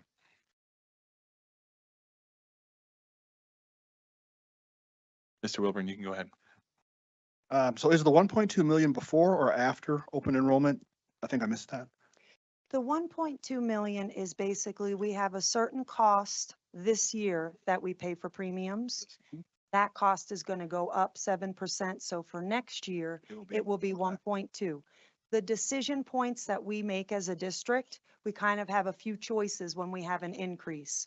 One is that the school district will absorb all of it so that the premiums stay static for our staff. So even though the rate went up, their monthly premium is the same. Another option is to give them all of it, which we've never done in the time I've been here, or a cost share.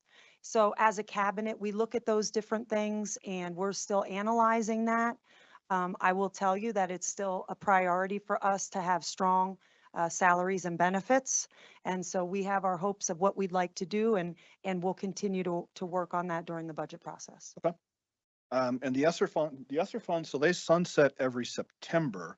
Is that like the military? Is it use it or lose it, or do unallocated funds push forward into the next year? They push for, they do not push forward. Use it or lose it. That's right. And so you've got until that deadline, and then you're done. And actually what you'll see from CDE, we might get it again this year. They sometimes scramble a little bit. You'll get an email in September. If you've got a plan for ESSER, let us know now, because they're starting to see that some districts have unused funds. Okay. And so about in 2023, about 1.7 million or so of the ESSER funds were dedicated to salaries. You explained that most of that is going to non-permanent employees, but I have to assume some of it does. So do we know, so for those employees who are permanent, the ESSER increase ultimately becomes a salary increase that isn't part of their new compensation package. About how many, what percent of that 1.7 million, do we know? It's about, if you go back to this slide, this would give you an idea at the top there. So the price tag, if you will, for those top three is about 633,000. For TE, we plan on 78,000 per TE, but it's a little, if you do the math, it's not quite perfect, because you know what? We know who the people are in these positions. And so our 633 is actually based on the staff who are in there now and their salaries. Makes sense. Okay. Thank you, Mrs. Allen.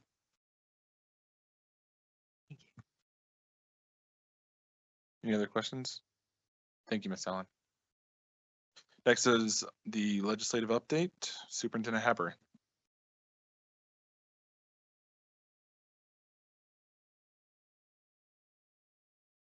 Sorry, Tanya. Legal counsel, Tanya Thompson. Thank you. And I have a slide that, oh, there we are. Thank you. So this time of year during the legislative session is when I provide the board an update, the second board meeting of each month. So that is this meeting. So I'll just start my update by sharing the federal updates. And this is the CASB Federal Relations Network that I joined at the end of January in Washington, D.C. with our representatives across the state of Colorado who met in D.C. to advocate for federal education issues. We met with our Colorado congressional delegation and their staff to highlight the ongoing needs to fully fund, in particular, IDEA. IDEA has been an underfunded, has been grossly underfunded since it was first authorized in 1970. The last couple years we've said, well, we're the closest. So when it was first authorized by Congress in the 1970s, the aspirational goal was to fund it at 40% from the federal level. The closest we've ever been were in recent years past, and that was at 16%. However, with inflation and us continuing to operate on CRs, continued resolutions, there have not been additional funding allocations to IDEA, it's remained flat. And with inflationary costs, we now estimate that the federal share is about 13%. So that's less than what it's been in recent years past. So it's very important that we continue to remind our representatives in DC the importance of fully funding IDEA, or at least creating a glide path. I get that it is extremely expensive, but what is being proposed currently is a 10-year glide path to get us closer to that fully funded 40% within 10 years. So bringing it back to the state level, we are on day 36 of the 120-day legislative session that began January 10th. It will adjourn on May 8th of 2024, and already there's been over 40 education-related bills that have been introduced that impact K-12 education in some way, including, and some themes are starting to come into focus, including mental health. Education is always a common theme, and then of course our state budget. So in your packet, you were provided the legislative update. When the board packet is due, it's the week before, so you've already received an updated legislative update. Keep in mind that it's still very early in the session, very dynamic. Things are going to pick up in the pace of amendments and changes throughout the session as committees meet and work is done on these bills. So just know that with what is being introduced may not be what we actually get by the end of session, but I'll just draw our attention to a couple that may be of interest, starting with House Bill 241044. This is a para service retirees for schools bill. This is a bipartisan bill. There's also a companion bill, which is SB 2499 as it relates to rural schools. That is not included on your update for this particular update, but just know it's a companion bill designed to allow districts to hire our para retirees without a reduction in the service the retiree benefit that's paid to that retiree. They will not be penalized, if you will. They won't lose benefits for coming back to serve when an employer determines there's a critical shortage of qualified candidates. So this would allow an employer to hire, employers such as the district, to hire those retirees once we determine that there's a need. So that's really aimed at easing some of our staff shortage areas. The next bill, just a little bit further down on that page, is House Bill 241096. This is the School Psychologist Licensure Interstate Compact. This is one that's really designed to allow better reciprocity across states and for school psychologists to be able to provide services in a school setting and improve the availability of those services for our students. It's currently in the Education Committee. The next bill we'll talk about is following page on it's House Bill 241167. This is a prohibition of student seclusion, and this bill seeks to prohibit the use of seclusion on students in school. Keep in mind, our district already has policy on that. That's policy JKA, which is titled The Use of Physical Intervention and Restraint. It was adopted about the time that the Protection for Persons from Restraint Act was authorized by our legislator. Seclusion is part of what we already address in our policy, as well as that Protections for Persons Against Restraint Act. So we will continue to watch this and just determine how that may change our process around that. House Bill 241221 is a perennial, unsuccessful, unfortunately proposed. It's a state income tax credit for eligible teachers. So a licensed teacher in the state of Colorado is proposed to get a state income tax credit or to offset the cost of buying classroom supplies.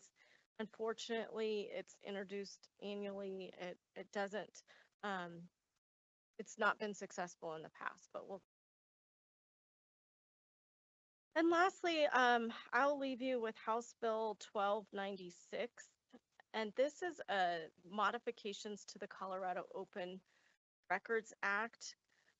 This bill seeks to allow record custodians to have the authority to deem someone a vexatious requester and bar a person from obtaining public records for 13 days under the bill. Additionally, it would establish a broad new exemption allowing the withholding of records containing information that, if disclosed, would invade another individual's personal privacy. This bill is not seeking to limit public transparency, but really to try to bring some control to the material and the volume of CORA requests that public entities are required to comply with, including school districts. And so there's a lot of interest around Colorado Open Records. We'll see how that progresses, if it does in fact progress, but right now it's assigned to the Military and Veterans Affairs Committee, which we typically call the Kill Committee. However, they really do work. So I don't discredit this committee by any means. There's work and there's good stuff that comes through this committee, but usually when things get assigned to that committee, it's a bit of a signal that that's the Kill Committee. So we'll continue to watch that. I'd be happy to answer any questions that the board may have at this time. Any questions, board? Ms. Thompson, one question for you. During the casualty resolution process, we had one that had also dealt with CORA, was different and just provided a lot more flexibility, additional time to respond, some other modifications, but increased flexibility on the school district's side. Have we seen anything kind of in that vein, or is this the only CORA bill that we've really seen that would impact us? Unfortunately, I don't take any credit for that. Just in general, there was a CORA bill that made it through the session last session. When it made it to the governor's desk, he vetoed that bill. So unfortunately, it was a bit of a setback for trying to reel in some of those demands that can be not just the response time, but just the sheer volume of requests that we're responding to on any given day. And then also the type of requesters, whether or not a person can seek attorney's fees on their own behalf. That was also part of that bill that was vetoed. So that's a really wayward answer to your question, Mr. Salt. I think CORA is in every session addressed in some way, and so I do think that there are going to be ongoing efforts to try to create something that's manageable, but balances that against the public transparency and the public's right to know. Thank you. Ms. Yanez. Ms. Thompson, the House Bill 24-1221, the income tax credit for eligible teachers. Early childhood educators, I think it was last year, the state introduced an income tax credit for early childhood educators. So this is just more of a question as to, I see bipartisan support for it. It's assigned to the Finance Committee. I don't know what their record is, but it sounds like someone needs to try to get into the governor's office to have a conversation about that so that teachers could have an income tax credit of their own, I'm assuming K-12, since you've got the Colorado Department of Early Childhood and then CDE. Do you know the support levels for that? Well, it is bipartisan, so that's good. That's a good start. It really depends on the fiscal note that's attached, since it is a credit. So it's one that we'll continue to watch. The one thing that I will say is that it does require the person to be a licensed teacher employed in a public school full time. So I don't know if our early childhood educators that work in a private setting would meet that criteria.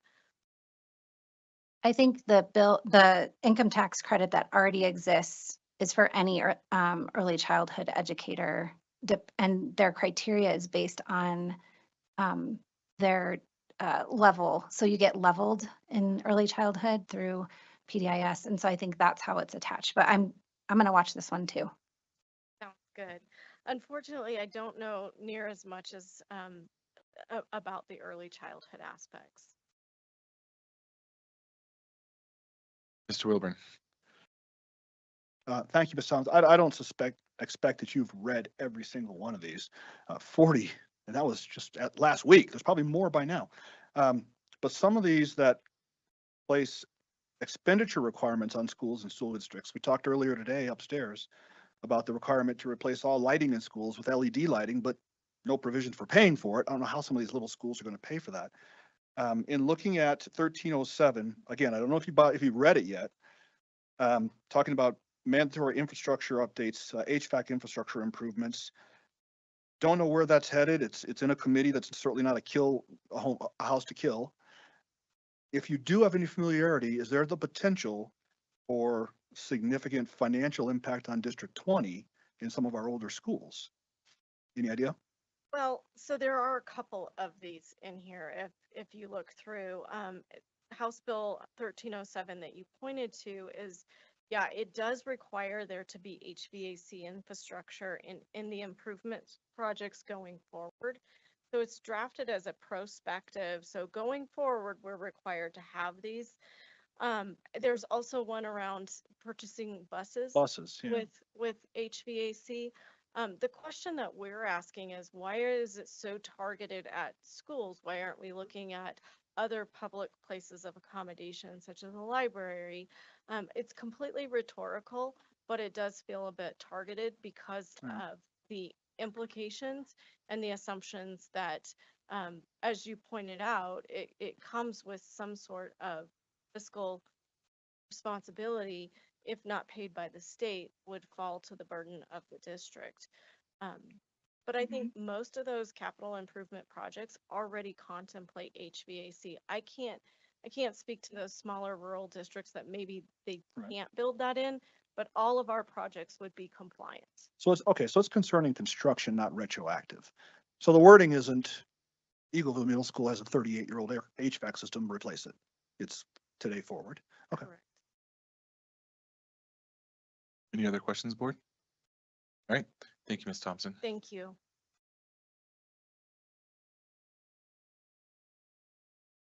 All right, Ms. Cortez, how many people have signed up to speak during public comment section number 1? In public comment section 1, we have 10 students, and then we have one that's not related to a topic where we have more than 10 people, and then we have 10 and 10. All right, thank you. The board welcomes the comments of our community members. Speakers must sign in prior to 1 p.m. via an online form, and they must limit their remarks to 2 minutes or less. In deference to ASD 20 students will be allowed to speak first during the first public comment section.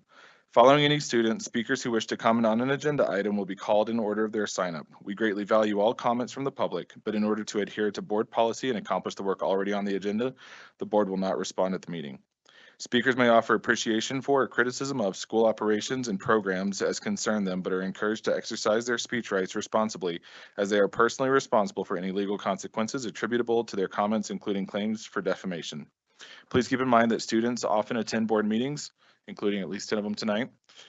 Speakers' remarks, therefore, should be suitable for an audience that includes kindergarten through 12th grade students, including no use of profanities or obscenities. Comments concerning personnel matters should be directed to the superintendent or board president in writing with your signature. Supplemental written materials can be given to the security guards, and they will be delivered to the board secretary.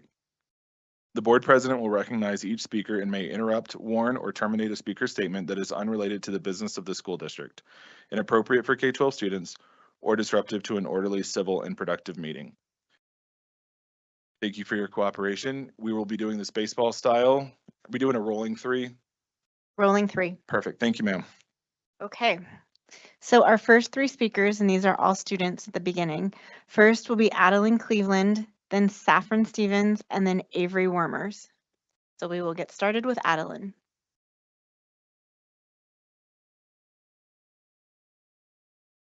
Good evening. My name is Adeline. I'm a 6th grade and have been a student here in ASD 20 for 5 years. Tonight, I speak with deep concern over arming teachers and staff within our schools. The idea of putting guns into the classroom is terrifying. By giving our staff a firearm, we are adding more risk than safety to our schools. Statistically speaking, when school staff are armed, more accidents occur.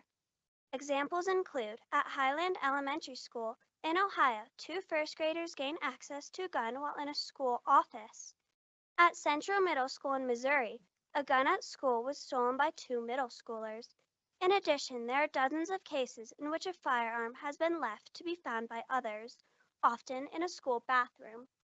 While these incidences seem distant or outlandish, the risk is significantly increased when we introduce guns into our classrooms. FASTER provides 24 hours of training, whereas highly trained police or security personnel undergo extensive training over 1,000 hours. I find it ironic that our teachers who receive dyslexia training are required to receive 700 hours before becoming CALT certified. However, in just 24 hours, staff is certified to bring guns into our classrooms. I further question, how will you guarantee our staff are mentally sound enough to protect our children? How can you promise that students will not be able to overpower a teacher in an attempt to gain access to their firearm? As a student you are trying to protect, how can you guarantee to me that a gun will not misfire or shoot me or one of my peers? How can you guarantee me, a teacher, will be able to look a student or former student in the eye and shoot them point blank? Because studies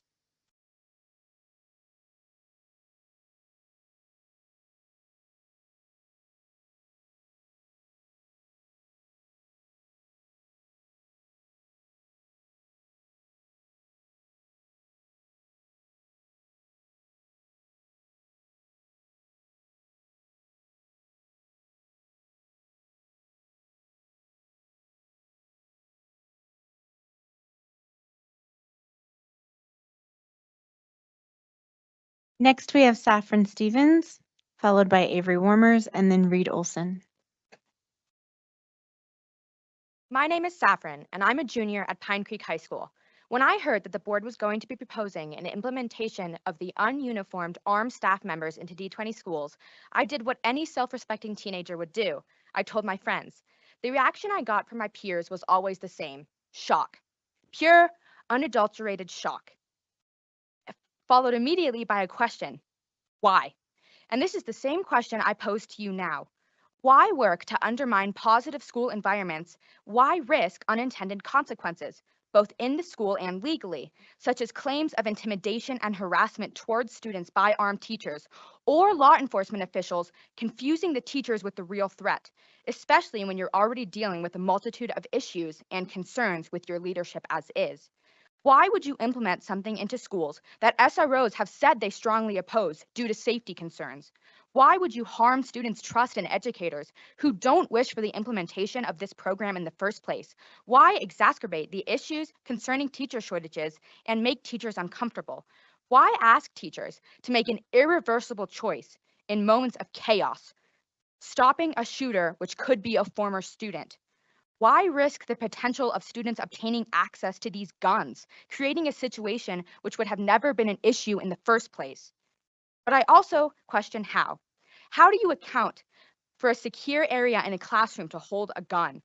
How do you ensure the safety of students while the teachers are otherwise occupied facing off against a shooter? How do you know that there will not be accidents, or that these loosely trained teachers will not forget what they have been taught in times of crisis? Gun violence is a major issue, particularly gun violence in schools. And if you think that putting more guns into schools will bring an end to this problem, you need to do your job as elected members of this board and listen to what your student and teacher constituents are telling you. This will not fix anything.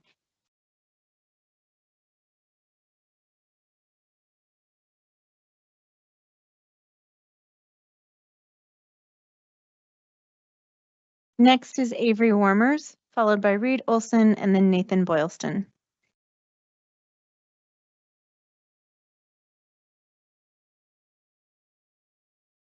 I think that's good. Good evening, board members. My name is Avery Wormers, and I am a junior at Pine Creek High School. If bullying is an issue, the answer isn't to introduce more bullies. If self-harm is rampant, then the answer isn't to encourage it. So let me ask you, why would the solution to gun violence be adding more guns? Guns kill, guns get maim, and guns bring fear. Bringing guns into the classroom will directly cause a fearful environment. Guns in the classroom prevent nothing. Guns in the classroom are nothing more than a sign of the inevitable. Sitting back and waiting for a disaster to happen is cowardice. I will say it again, cowardice. A teacher didn't sign up to return fire. So why should we expect them to do this job? Let's look at Robb Elementary in Uvalde, Texas. 19 students and 2 teachers killed over a course of an hour and 15 minutes. 376 highly trained police officers sat in a hallway grabbing hand sanitizer. Once again, what makes you think teachers should be the ones to stop this? We need to stop prolonging the inevitable and focus on the real root of the problem, mental health. It needs to start outside of the schools and continue within them. Teachers with guns is little more than a Band-Aid fix. Thank you.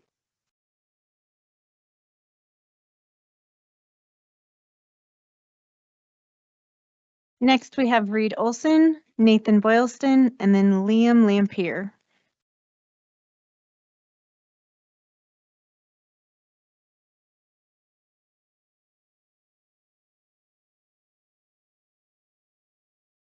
I would like to begin by thanking the board and district for my opportunity to speak tonight. My name is Reed Olson. I'm a junior at Pine Creek High School, and I will be going over 2 concerns I have with the proposed policy on the 9A of the agenda, safety and security. These concerns are of both safety and money. Concern 1, student safety. I may not be an expert in student safety, but I am an expert at being a student. I personally would not feel safer with more firearms in the school, whether wielded by trained teachers or not. According to the proposed policy, teachers would need to be visually identifiable as carrying. This would effectively be as intimidating as an open carry and would make both me and the teacher feel less safe, which would almost certainly lead to lower school attendance. I have had personal conversations with many of my peers who have stated that they would simply not attend certain classes if their teachers were given firearms. Also, this would provide access for students to obtain dangerous weapons. 2 days ago, there was a shooting in Kansas City with more than 800 officers present. Mayor Lucas stated we had eyes on the buildings and beyond, and there was still danger. Even with a small army of officers, there is still 1 death and more than 20 injured. The solution to gun violence is not more firepower. The vast majority of high school shooters are between the ages of 15 and 18, and training is not the magic fix-all to handgun safety. Many of my teachers, trained or not, I cannot imagine being able to shoot down a teenager, even a violent teenager, who could be a current or former student that intrudes the school. Teachers are professional educators, not professional soldiers. My second concern is the expense to the district implementing this policy. The primary cost is due to insurance, which may increase by up to $400,000. According to Everytown, vicinity due to a firearm, irrespective of age, triples the risk of death by suicide and doubles the risk of death by homicide. Consequently, this will add another pillar of stress onto teachers who could be paid the $400,000 we are deciding.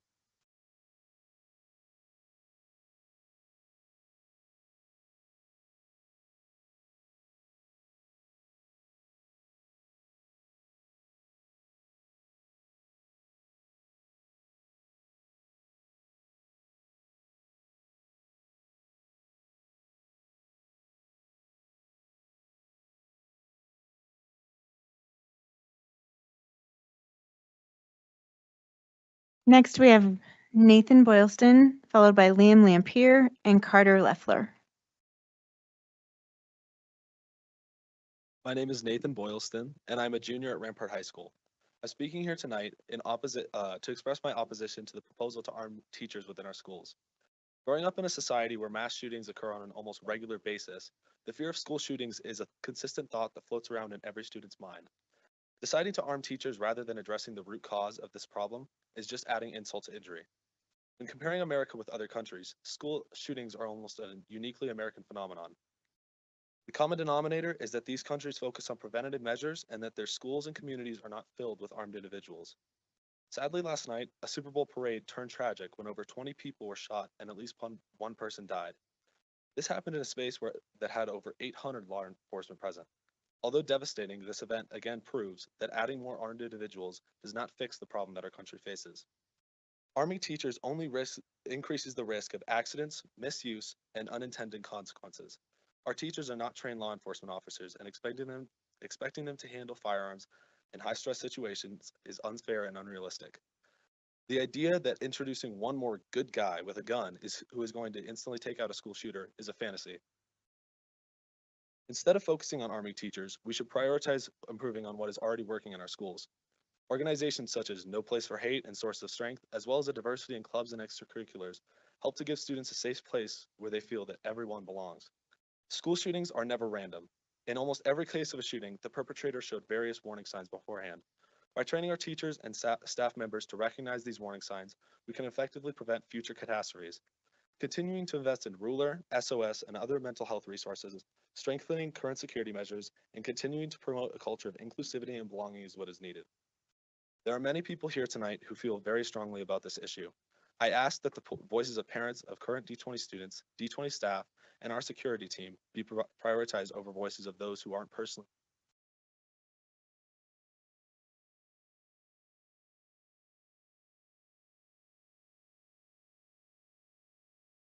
Next is Liam Lampier. Hello, my name is Liam Lanphier, and I am a junior at Rampart. I strongly encourage you drop the idea of allowing teachers and school staff to be armed. My opposition is not based on a fear or hatred of guns. It is based on a healthy respect for weapons as the child of a career military officer. It is based on an understanding of how much care and responsibility it takes to handle a gun safely. It is based on an understanding of how high stress, high intensity situations cloud judgment, and how, with a firearm, the smallest misjudgment or moment of indecision can cost lives. I'm opposed to sitting in a classroom with an armed adult who, though trying to do the right thing, lacks the depth of training, judgment, and experience necessary to prevent a tragic event. To presume that an armed staff member with just a few days of training could come close to the knowledge base of a sworn law enforcement officer is ludicrous. In the state of Colorado, law enforcement officers must receive a minimum of 556 hours of academic and skills training, including at least 72 hours of training on weapons, self-defense, and the use of force before serving. It is unconscionable to allow teachers to bring loaded guns into the classroom having only a fraction of the training time and experience they need to operate firearms safely. My opposition is well supported by both teachers and school resource officer groups. The American Federation of Teachers and the National Education Association, the nation's two largest teacher organizations, have said they oppose arming teachers. The National Association of School Resource Officers stated that they strongly oppose proposals to arm teachers due to the risk it would pose to law enforcement, students, the school community, and to the armed teachers themselves. What it comes down to is this: the faster model of gun training for teachers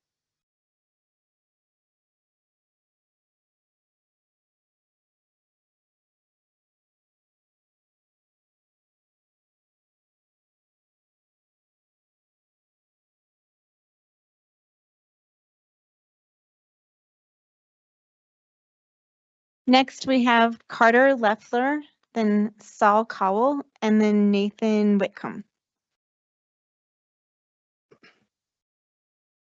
Hello, my name is Carter Leffler, and I am a student at Rampart High School. And I stand before you today in strong opposition to the proposal to arming teachers in District 20. Yesterday, it was reported that a police officer in Okaloosa, Florida, was forced to resign after he and a fellow officer emptied their guns into their own squad car. The officers reported fearing for their lives after hearing a suppressed gunshot from inside the vehicle.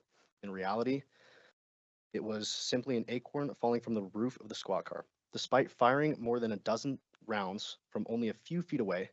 Thankfully, not a single shot hit the suspect handcuffed in the back seat. The police officer in question was a former Special Forces veteran with 10 years of military experience and 2 tours in Afghanistan. If someone with this much training can overreact, how do we expect a gym teacher or an assistant principal to behave with only a few days in training? If someone with this much training can't hit a handcuffed suspect that is confined in the back of a police car from only a few feet away, what chance does a teacher have against an assailant with an automatic rifle? And more importantly, what happens when inevitably they miss? The stakes are so much higher in a classroom filled with 30 kids. If the risks are so high and the chances for success are so low, then what is this program really all about? Put simply, it is about the fantasy of being a hero. Living in a fantasy is easy. It requires no work, and because the likelihood of ever being tested is so low, we can delude ourselves into thinking we have done something meaningful. Instead of rolling up our sleeves and working on real causes of gun violence in schools, this program sells us the fantasy that any ordinary citizen can stop a massacre. Instead of arming teachers, we should be supporting the red flag laws and make it harder for people with a history of abuse and violence to access these weapons of war. Instead of arming teachers,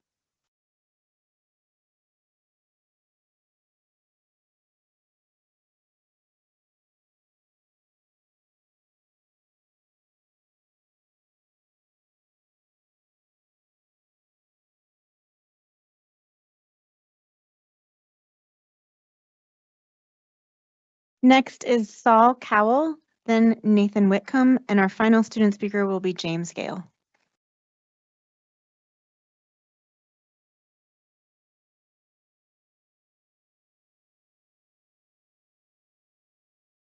Hello, distinguished board members. My name is Saul Cowell, and I am a 6th grader attending Timberview Middle School. I'm speaking here tonight because it has come to my attention that District 20 will be considering uniformed armed staff members. In my opinion, the 3-day program that they will undergo is not enough time to go over the numerous situations that can occur in a 2-way shooting. I feel secure at my school. Allowing teachers to carry firearms will not make me feel more secure or grounded. It would have the opposite effect because wherever guns are involved, students will be in danger. I do know that the teachers are not supposed to replace security guards, but why have guns if not to replace the security guards? More guns are not the solution to the ever-growing problem of school shootings. If keeping students safe is your main priority, then giving school staff guns is not the answer. It is the last thing that you should do. I do appreciate the efforts to keep our students safe, but faster is not the answer. Thank you for your time.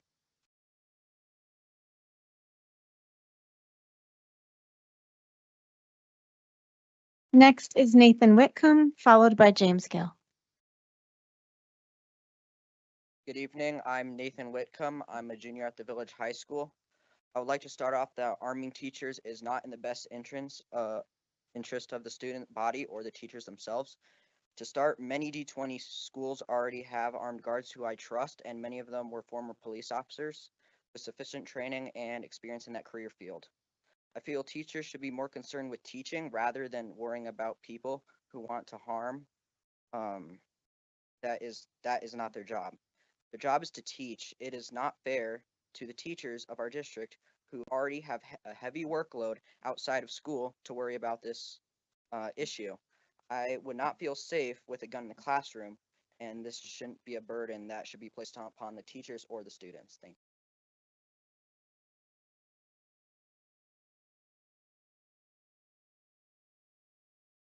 Our final speaker is James Gale. Give it a second.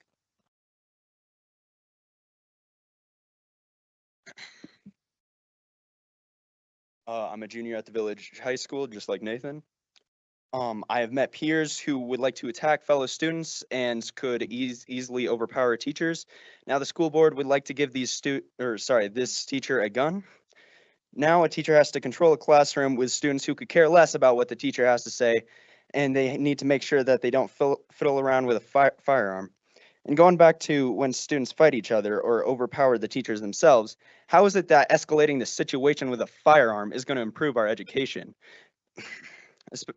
Sorry, about my phone. Especially with former classmates I knew threatening to shoot their peers, how is it that giving them yet another opportunity to have a gun is going to improve the education in an already challenging learning environment?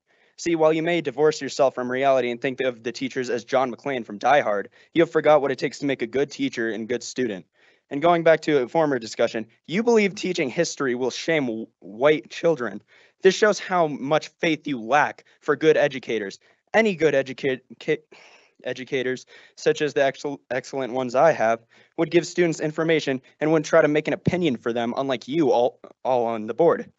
But with this lack of faith, the board wants to arm the teachers.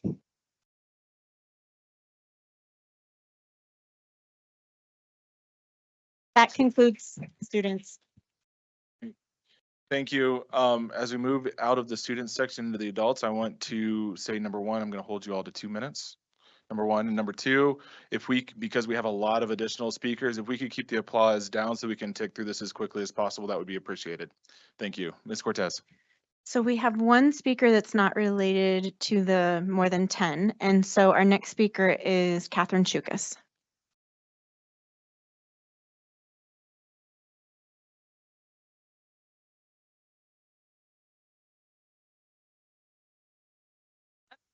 By this more than 10, less than 10. I saw nothing in writing about this. I am speaking about an agenda item, but in the future, can you make sure before 7 a.m. that you talk about more than 10s and less than 10s? I've been very busy and I just got here before 6 o'clock.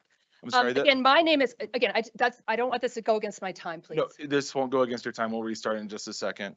I just want to let everyone know, this is a board policy that was passed under the last board. And so it's been in writing. It was passed sometime in the spring or maybe even last fall. I can't recall. No, it was in the fall.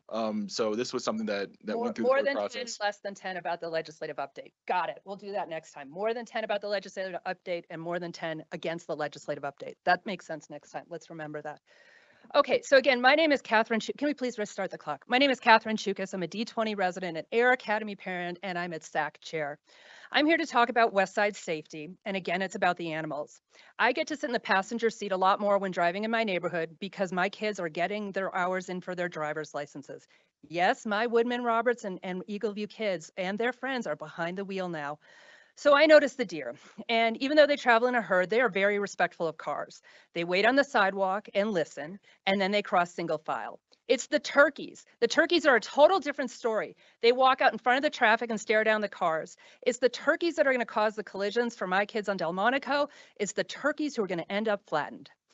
And the rest of my comments are about the legislative update in the board docs. And now I don't have the same sheet of paper that Ms. Thompson shared with you guys. My data is 7 days old. It would be nice to have those pieces of paper out for us as the public as well. You knew this was my topic, but I'm going to now share you the perspective of a parent and a driver of gaggles of teenagers in the neighborhoods around Air Academy High School. First, HB 24-1076 is about Purple Star schools. We kind of do this already. Our SAC last month, we discussed our application for Air Academy and for Douglas Valley. I'd contact those principals if we're concerned about Purple Star schools, or contact D49, who their entire district is a Purple Star district. HB 24-1164, free menstrual products with a grant to apply for. Hooray! Support this. If that grant is enough, I also suggest that we set up a fund via the ASD Foundation so that we as stakeholders can contribute to it expressly for the 2025 school year. I have to say that this district's buying power is going to go probably a little bit further to make my contribution of $50 to this cause annually much better than me funding a little kit of menstrual products out of my own pocket. Normalize accessibility of menstrual products for tweens and teens, just like the Pikes Peak Library does. Finally, SB 24-122. This wasn't really talked about, and I may have the number wrong. It was Thank you. Your time is up. Thank you. Your time is up.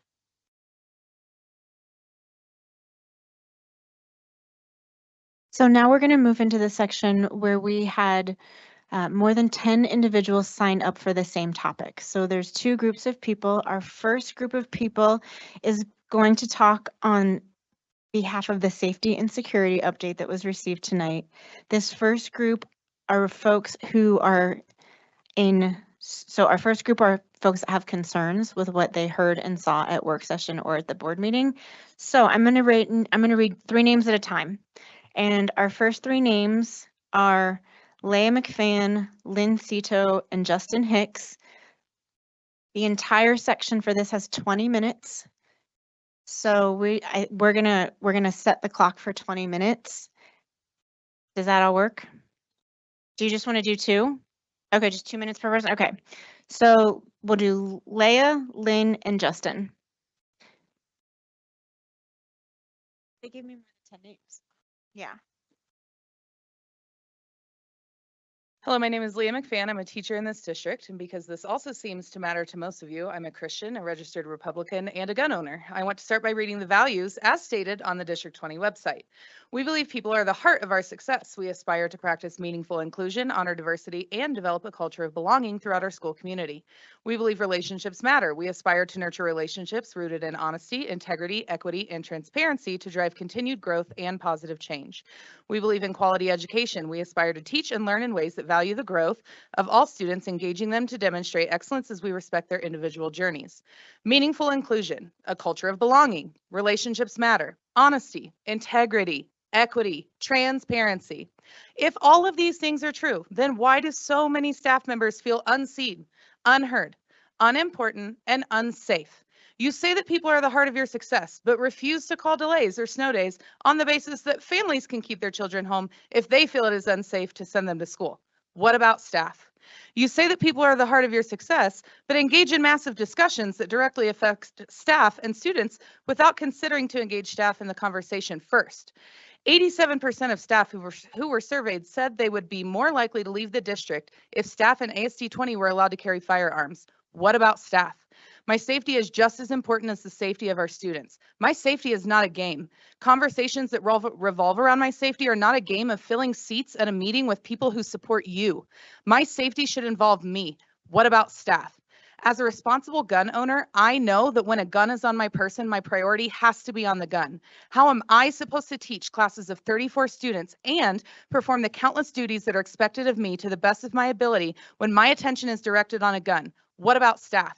In just a few days, 500 staff members have signed a petition stating their opposition to a staff firearm program. With the amount of money, staff, and emotional duress a program like this will cost the district, enough to... Thank you. Your time is up. Order, please. I'm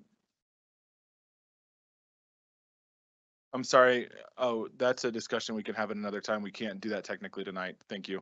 Continue, please. Okay. Well, good evening, board members. Good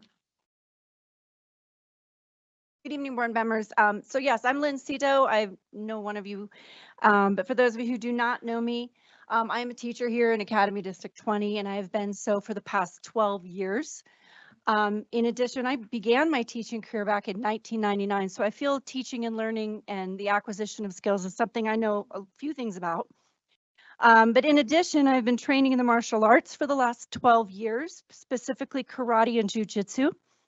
And I am also married to an El Paso County Reserve deputy who serves as a volunteer in their reserve staff. And when I heard that this board was investigating and considering programs such as FASTER, where staff members such as myself could voluntarily engage in training to carry a weapon in my classroom, I was honestly kind of shocked. At no time have I ever had the phrase "stay in your lane" seem more applicable.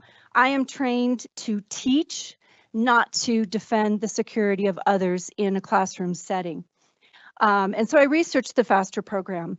One of the things that really bothered me about it is the fact that there is no psychological evaluation listed on anywhere on those FASTER websites for people who voluntarily undertake this training.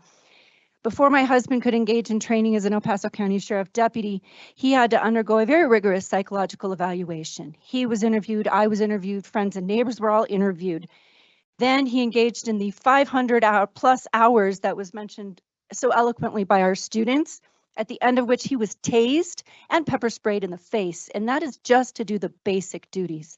How am I, as a staff member, to be expected to do those same duties with 3 days and 26 hours of training?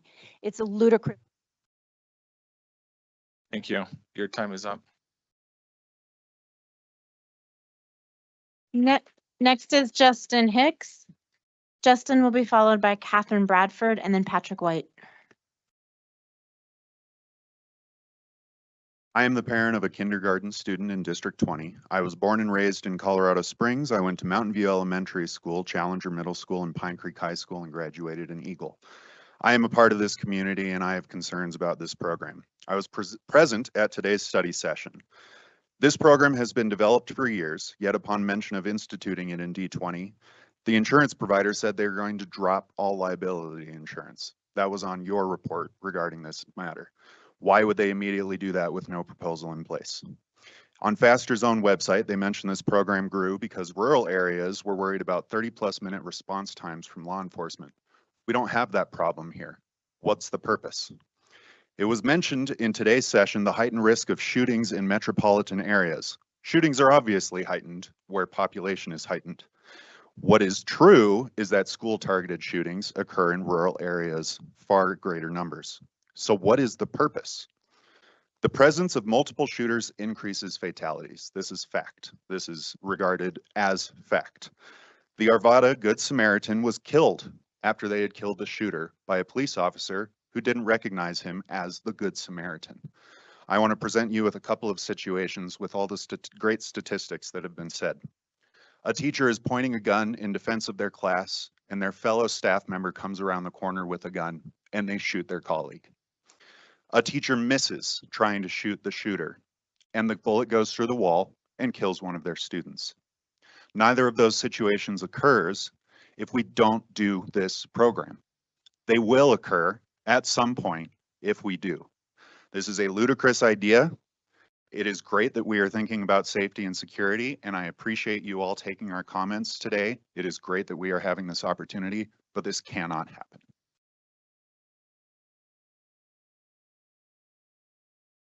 Order, please. Next is Catherine Bradford, followed by Patrick White and Brian Jewell.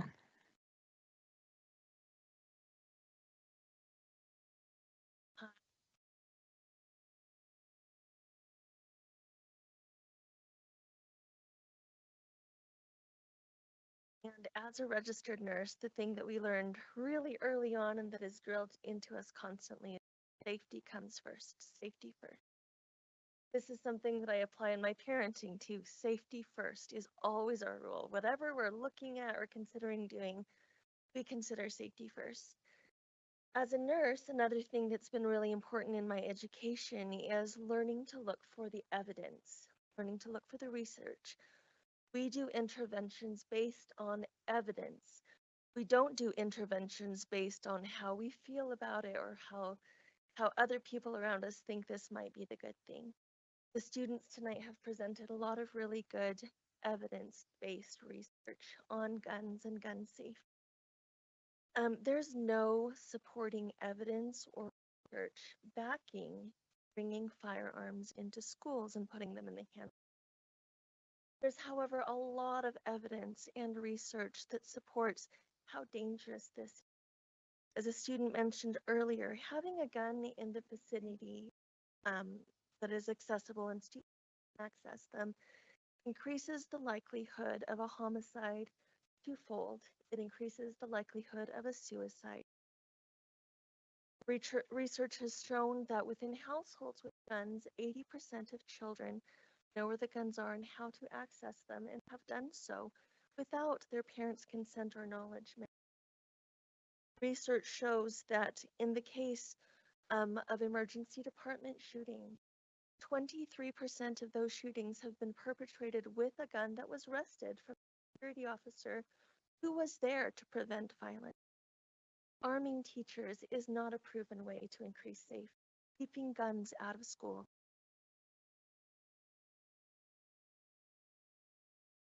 Next is Patrick White, followed by Brian Jewell, and then William Danny.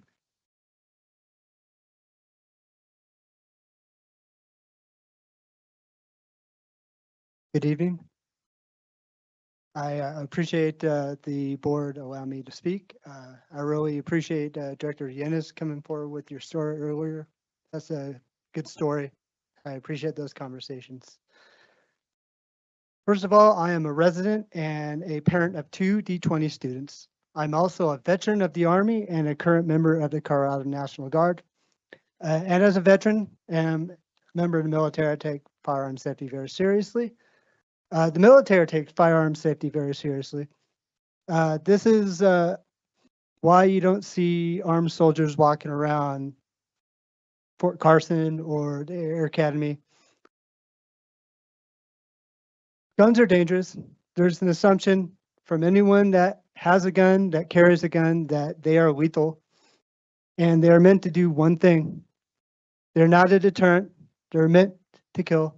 That's what they're for. So arming teachers would create a risk where there previously wasn't one. Accidents happen.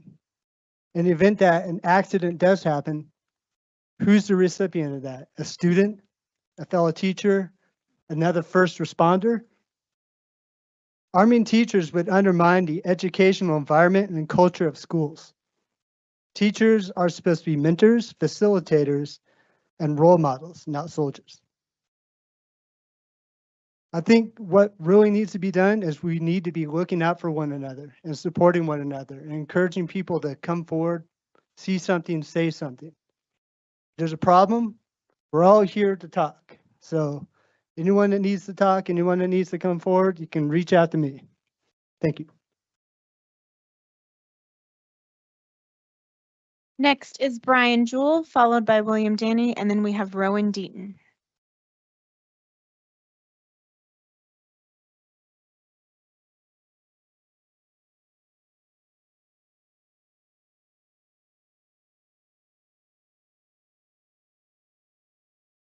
President Salt, members of the board, superintendent, students, D20 staff, and parents. My name is Brian Jewell. My wife and I have 4 children in 3 schools across the district. Between us, we have 29 years of active duty military service, trained on multiple firearms and supported several deployments, including OIF and OEF. We are also Christians, both born and raised in the church in a tradition of faith and service to our communities. And it's because of our faith and our service in the military that we vehemently oppose this proposal. First, our training has taught us that decisions should be based on facts and data, not emotions. Here are 3 facts I urge all of us to consider. First, the FASTER website says there's a, quote, very big deterrent effect, end quote, to having armed staff in schools, but is there any evidence to support this notion? Over the past 15 years, school shootings across the U.S. have, by and large, steadily increased, but so has the hiring of highly trained and armed school resource officers. So, if arming teachers and regular staff supposedly deter school shooters, why hasn't the number of school shootings gone down? It doesn't make sense. If you're looking for evidence, you won't find it because there is none. It's a myth. By the way, this is why the decision to arm teachers and staff will never be implemented by DODEA or Department of Defense Education Activity schools, because the data simply doesn't support the conclusion that arming teachers and staff will make our kids safer. In fact, quite the opposite. In some of the most highly trained police departments in the nation, officers who drew and discharged their firearm in the line of duty hit their intended target only 17% of the time. In other words, in over 80% of incidents, a trained police officer with a gun could not hit his or her target. Over 80%. There's a reason this policy is deeply unpopular at the national level. 7 out of 10 parents, 7 out of 10 teenagers, 8 out of 10 teachers oppose this policy. It's because people who have studied the facts and data about bringing guns into our schools have concluded that the risks to our children and our teachers by far outweighs any potential benefit. Our children and our teachers will be less safe if we allow guns into our classrooms. This is a terrible policy. Don't let anyone tell you different. Thank you.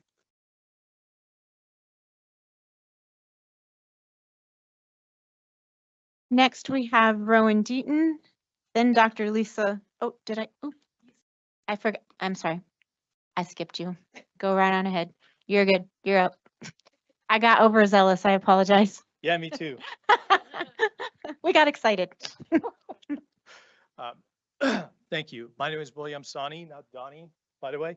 I was born in a country that was actually in war with a neighboring country. I was taught how to basically disassemble a AK-47. Guess who didn't have a weapon? Our teachers. None of us had it. It was just taught. Now, here's the thing. We moved to this country because we saw a better opportunity in the US. We didn't want to be in a situation, and I thank my parents for making that decision, but I didn't want to basically be positioned with my 2 kids in this district to have to figure out if I should pull them out because our educators, the people who are basically professionally trained to educate, have to basically carry a weapon. I carry a weapon myself. I have a CCW. It took me 3.5 hours to get it. It is ridiculous. You cannot expect an educator to actually carry a weapon and know how to situationally be aware of every circumstance to know what to do in that situation. It is impossible. I'm not a military vet. I applaud everybody here for their speeches. Great job on that. But I will tell you, this is a ridiculous idea.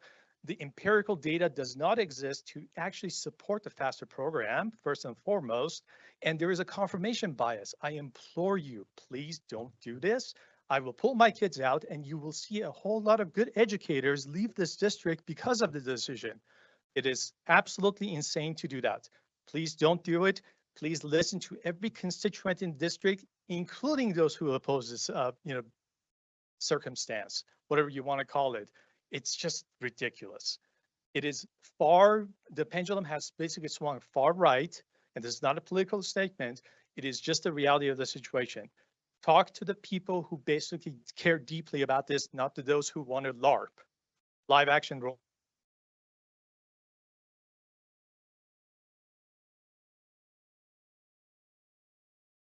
And now we have Rowan, followed by Dr. Lisa Woodcock Burrows, and then we'll end with Coring Wrights. Hello, board members and community. My name is Rowan Deaton, and I'm a teacher, parent, and resident of District 20. I'm the child of a Marine Corps marksman. I'm a proud gun owner, and I am also a survivor of a mass shooting. On May 6th, 2023, I was at Allen Premium Outlets in Allen, Texas, visiting a friend who worked at the Nike store when a gunman opened fire. He shot 15 people within minutes. That day, 9 people died, including the entire family of one of my best friend's students. Neither of us ever saw him again. The situation was not solved by anyone at the outlet mall, but a police officer. Texas is an open and concealed carry state, meaning that a multitude of people in that mall were carrying weapons, some in concealed holsters and some in open. Not a single person stopped the shooter except for law enforcement. I was also a teacher in Texas during the Uvalde shooting, where I was made to watch videos at professional development of the horrors that occurred. My students later asked me if I was willing to die for them. Why is this being asked of me? I was the lab partner of the El Paso, Texas Walmart shooter. His name was Patrick. I can still find him in my yearbook, afraid of the person that he became. And despite all of this, I've spent years of my life with guns. I go to ranges. I will inherit a beautiful engraved Colt revolver from my father that has more history than books in my classroom. However, guns in schools do not make them safer. They do the opposite, according to Giffords.org, who has reported on every instance of mishandled guns in schools. Further, parents may pull their students from the district and teachers may leave, resulting in a decrease in per pupil funding, which is already incredibly low. When a dysregulated student slams you into a wall, in an experience that has happened to me, and realizes that you are deep concealing a gun, what do you do when he reaches for it? When your student with severe depression and a safety plan who you cannot give scissors to in your classroom discovers that you have a gun, how do you ensure their safety? When I am not trusted to select books for my own classroom without approval from my librarian, why do you trust me to carry something that my father told me should only ever be carried when you are willing to kill a human being? I don't go into work every day willing to kill human beings. I go into work willing to teach, willing to love, and willing to care for your children. More guns are not the answer to solving this problem. I don't know what is, but frankly, I don't care. Thank you.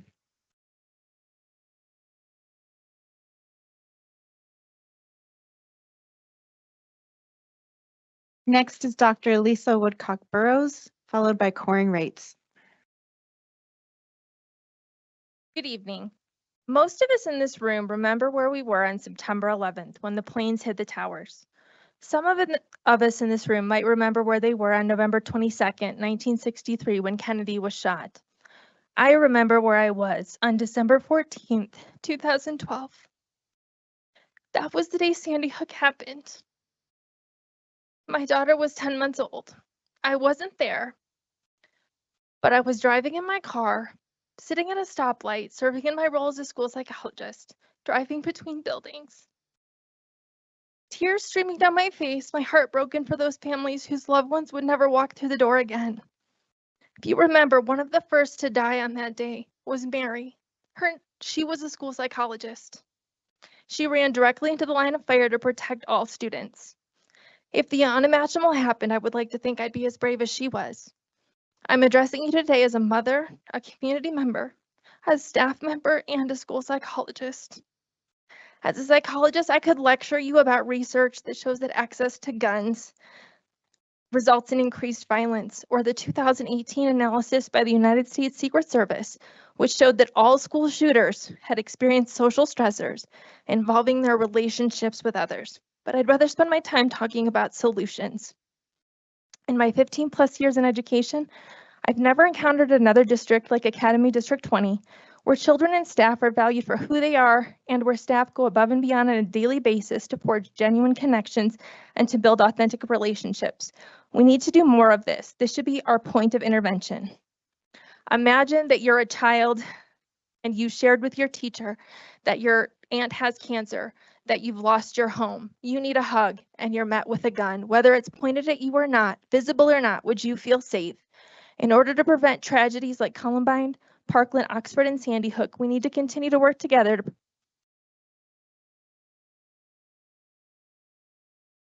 Thank you.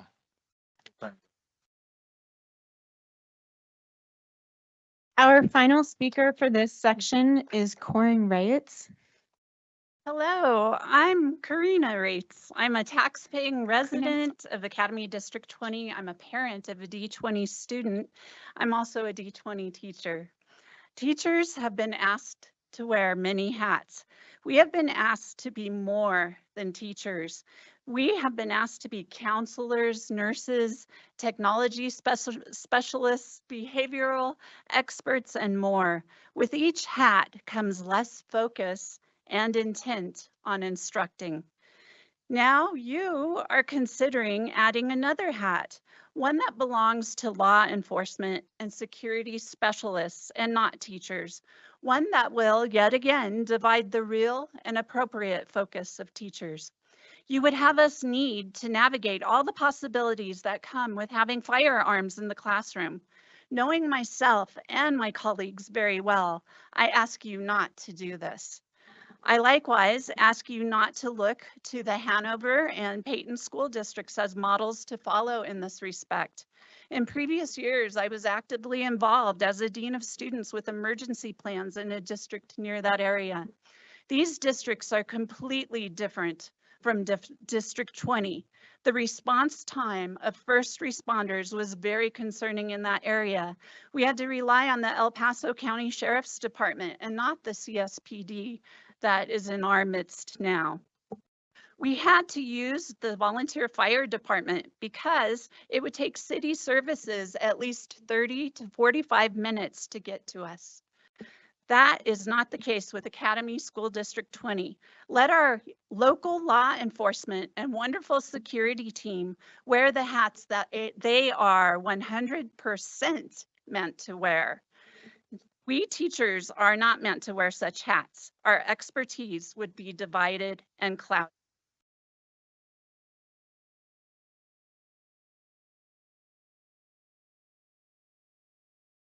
That concludes those first 20 minutes.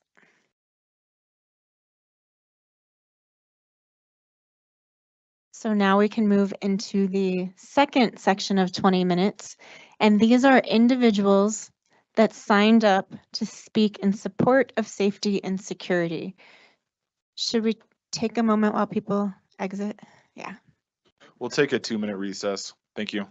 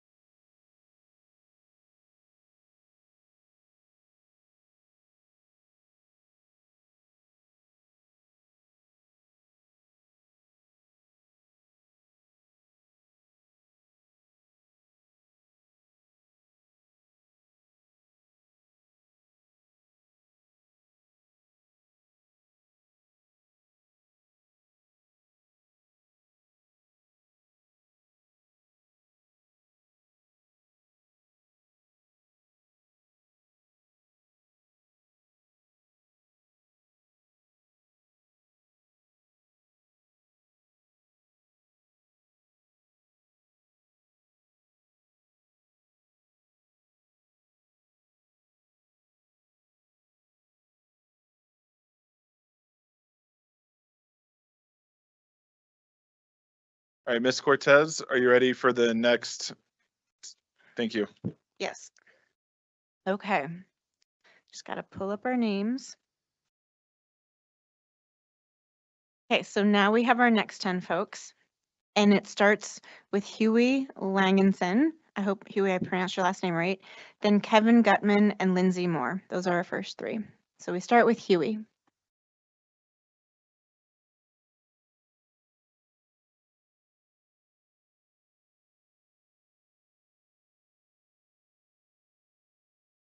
Hello, board. My name is Huey Lageson. I'm the executive director of the Colorado State Shooting Association, the state association of the NRA. I'm also a father and resident of D20. Our organization has members across the state who live in school districts that have successfully implemented the FASTER program. We have also sponsored school employees in receiving this training. Adopting this program and allowing designated teachers and staff to concealed carry to defend against threats to student safety is the right move for this district. Teachers and other staff members have dedicated their lives to making a positive impact on students. Too often we hear of these selfless individuals throwing themselves defenseless in front of attackers to protect their students. Many of them are willing and qualified to carry a handgun to defend their students if they need to. We all hope that need will never present itself. Unfortunately, that's unrealistic. Last year, a former D20 student was arrested after he admitted to planning shootings in several D20 schools. A search of that suspect's bedroom unveiled a map of Timberview Middle School and a manifesto outlining his intentions. The fact that this would-be killer was apprehended before he could bring his heinous plans to fruition is nothing short of a miracle. It would be foolish to assume the next one will be caught before something terrible happens. This board must take action. Arming trained staff members has proven to be the most reliable method of keeping students safe. Posting gun-free school zone signs at every school has been a disaster. This approach only manages to inform attackers that there's nobody in the school with the means to stop them. The vast majority of public school shootings have occurred in gun-free zones. Meanwhile, there are at least 30 school districts in Colorado and many more across the country who allow staff members to conceal carry. None of them have experienced a shooting. In a city with an average response time of 14 minutes for a priority 1 police call, our students deserve a superior level of security. Your time is up.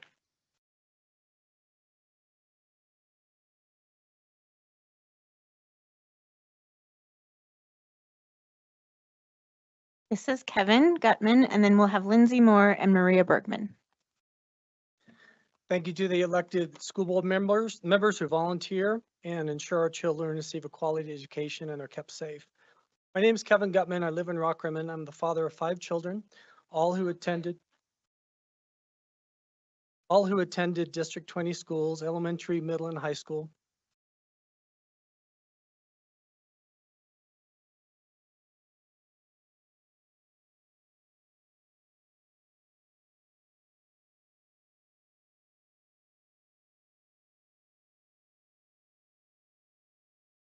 They all received an excellent education for which I'm grateful. Lately, it seems that people are getting crazier and the world is not as safe as it once was.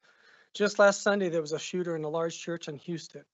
At the Super Bowl parade in Kansas City the other day, there was a shooting. Fortunately, there were trained and armed security in place so that more lives weren't lost. On a personal note, in 2007, we had just left early worship service at New Life Church and heard on the radio there was an active shooter on campus. Years before, New Life leadership had the foresight to have a trained and armed security team in place just in case something like this happened. If there were no trained and armed security team, there would have been hundreds, perhaps even thousands of people killed that day. Clearly, having armed and trained security on site is a deterrent. Do you remember what happened after 9/11? We were told that air marshals would now be on flights.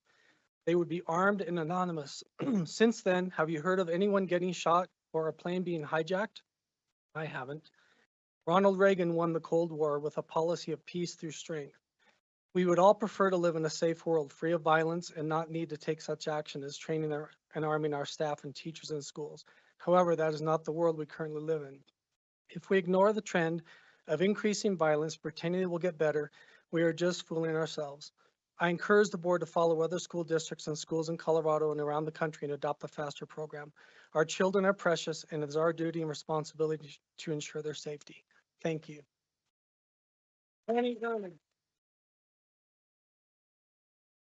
Next is Lindsay Moore. Lindsay will be followed by Maria Bergman and then Jim Robertson. Good evening, ladies and gentlemen. My name is Lindsay Moore. It's an honor to speak before you this evening. In 2021, I campaigned for a seat on this very same school board and advocated for the FASTER program to protect our schools then. I'm here today as a mom, a D20 stakeholder, and a graduate of the 2023 October FASTER Level 1 program. I chose as a private citizen to take on the mantle of protecting our children. Our focus as parents, teachers, stakeholders should not be on an outward reliance on others, but a multi-layered self-protective system that has proven success. FASTER has proven that they are successful, and in 2018, Peyton Superintendent and Hanover Superintendent also chose to support the FASTER program and internally train specific teachers and admins to protect from inside the school. These schools are no longer soft targets for criminals. That is success to me. Let me give you some perspective on the amount of work that goes into this training. So many have this misconstrued idea that any teacher can just pick up a gun and shoot it. In fact, that is exactly the opposite. The criminals who assault schools do that. I spent 7 to 8 months of personal one-on-one time with private firearms instructors training at the range 2, 3, or 5 days a week in order to prepare to even take the test. You must have already passed the concealed carry test and obtained a license. That means you have already been background checked by the county you live in. After 6 to 8 months of training, which is highly recommended by the FASTER team, you are scheduled for the test. This is no ordinary test. You spend 3 grueling days working with extremely qualified, highly trained professionals who evaluate your every move, every tick, and every shot. FASTER protocol is this: you must pass the Colorado Post exam at 100% or no dice, you go home. Colorado police are trained to pass the test of Colorado Post at 80%, meaning they can miss 2 shots. We are not allowed to miss any. There is much at stake. You cannot miss a single shot. Why? Because children's lives are at stake. They drill you and drill you and drill you into the ground so that you can be sure you will be accurate, so that you can be sure. Thank you.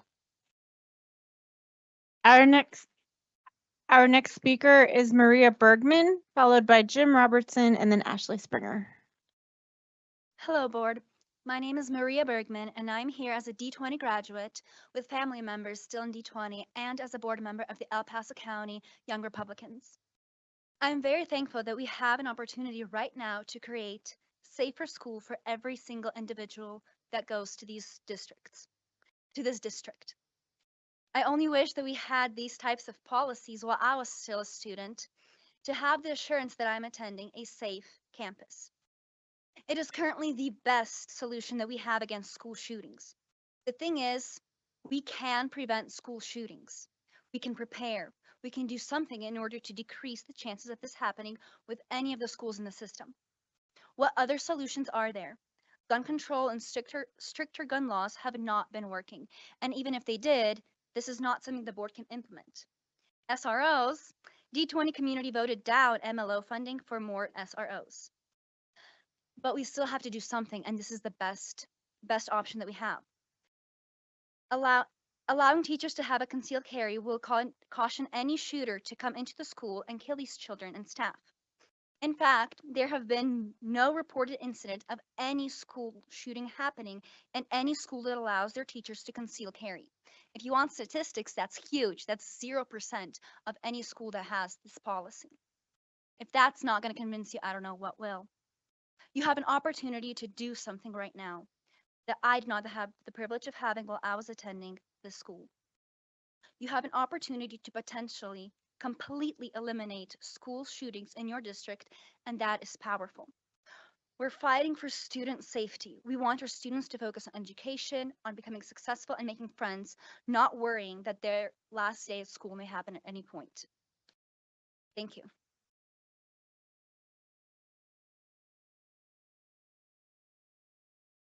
Next is Jim Robertson. Good evening, board. Superintendent Haber. I think we've heard a lot of comments tonight, and I think basically we can all agree the need to elevate school security and protect our children is there. Now, how to go about it? As was mentioned before, just last March, an Elbert teenager who was a former D20 student admitted to plotting to shoot up 3 schools, wrote a disturbing violent manifesto. As of last week, he has been sentenced to 6 years in prison. The target schools were Prairie Hills, Timberview Middle, Pine Creek, 3 schools right here in District 20 could have experienced catastrophic tragedy. Thank God somebody saw something, somebody said something. That's a tool in our toolbox. Based on research, a layered approach, a lot of tools in our toolbox that include armed teachers and staff deters violence. Deterrence is the key word here. Rich Payne and his team here are experts in deterrence. I think we need to gather around that word and figure a layered approach to that. Deterrence means that I do not want to come as an aggressor against you because the harm it will do me is unbearable and I cannot stand it and I will not take action because of it. I encourage the board to agree that partnering with a program such as FASTER adds a tool to our toolbox. And is the most prudent next step, at least thinking about it and considering it. Then allow the board superintendent and her cabinet to work through specifics on the program. But let's first agree on the concept of protecting our children and mitigating mass shootings. Thank you.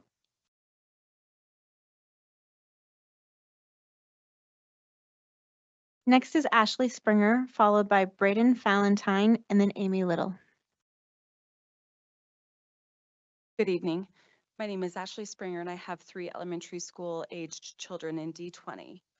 I want to express my profound appreciation to this board of directors for taking the extremely brave step to explore the complex issue of school safety by adding this additional layer of safety to our facilities. The lives of our children and staff depend on your deliberations on this issue, and I acknowledge the sheer weight of what you're considering. I've had the profound privilege of attending a FASTER Colorado training. While the impeccable training administered by the state's finest SWAT professionals and law enforcement academy instructors was more comprehensive and impressive than I had been expecting, I witnessed something more profound that left a permanent mark on my soul and my psyche.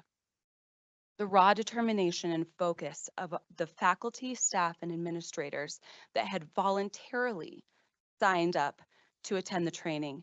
Before that day, I'd always admired and appreciated my children's teachers and the staff that surround them for what they do to pour into my children. But hear me clearly. You have not met a superhero in plain clothing until you've met a teacher who not only enthusiastically educates your children, but one who chooses to carry the additional burden of training to become the most physically and mentally capable of defending your child's life should that moment come. These superheroes in teachers' clothing attend this training not only to hone their firearms skill, but also for TCCC, which is training to stop the bleeding. They can stop the shooting and stop the bleeding. They don't have to do it on a regular basis, only when the moment, heaven forbid, come upon them. Do the right thing to vote to authorize training of faculty and staff to carry concealed in D20, because law enforcement aren't the first responders. Thank you. Time is up. Next is Braden Valentine, followed by Amy Little, and then Brian Moody. Good evening, board. My name is Braden Valentine, as you just heard. I'm a graduate, Pine Creek High School. I grew up in District 20 schools. And growing up, honestly, like some of the students here said, all my friends and I, we were worried about and thinking about school shootings. It seemed like there's a school shooting or more every single year. And for nearly a decade, if not more, I've thought it a good idea to have armed, trained teachers in our schools. I'm happy to find out that this might become a reality, not because I want guns in the hands of every single teacher in our schools, but there are qualified and capable teachers in schools that do want to stand up and protect our kids, not just teach them. I understand there's some that may have reservations about carrying a firearm to protect our kids, but those that are willing should be given the opportunity to do so. And the FASTER program has given them a great opportunity to do so, so long as it's passed. And I've heard some concerns of psychological evaluations I went through a police academy and I understand it's very rigorous to be able to train to become a protector of the community.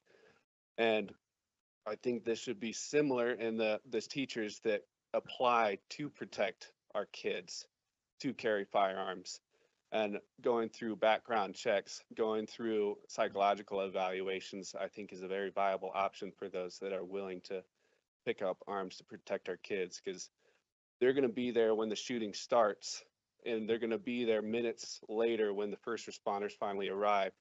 But I think it wise that those who are already there and willing to protect our kids be armed and prepared to do so. Thank you. Next, we have Amy Little, followed by Brian Moody, and the 10th speaker is Victoria Holland.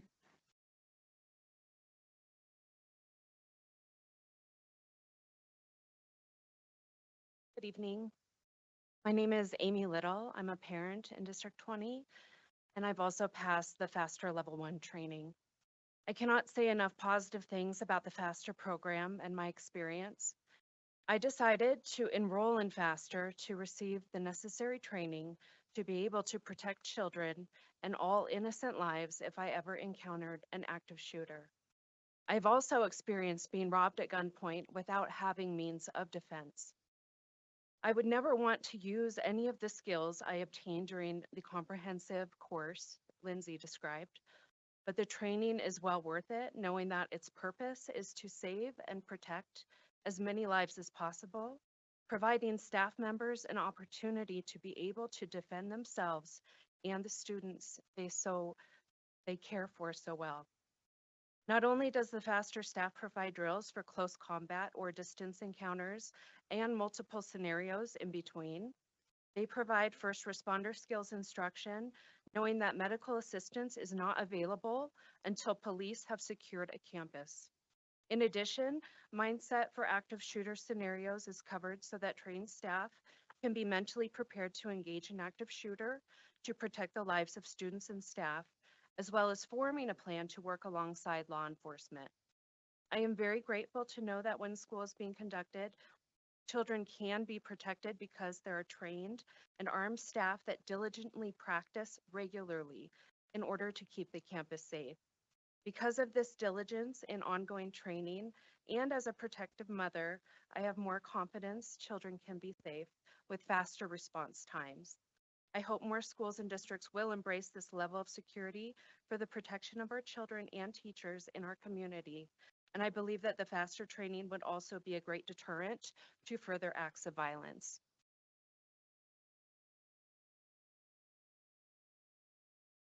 Next is Brian Moody, followed by our final speaker, Victoria Holland.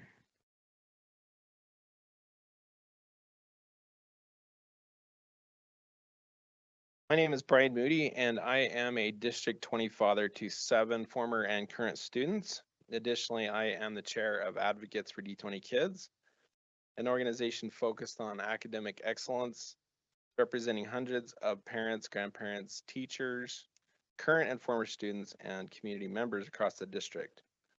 In D20 high schools and middle schools, there are dedicated armed security officers, yet D20 elementary students have no such security.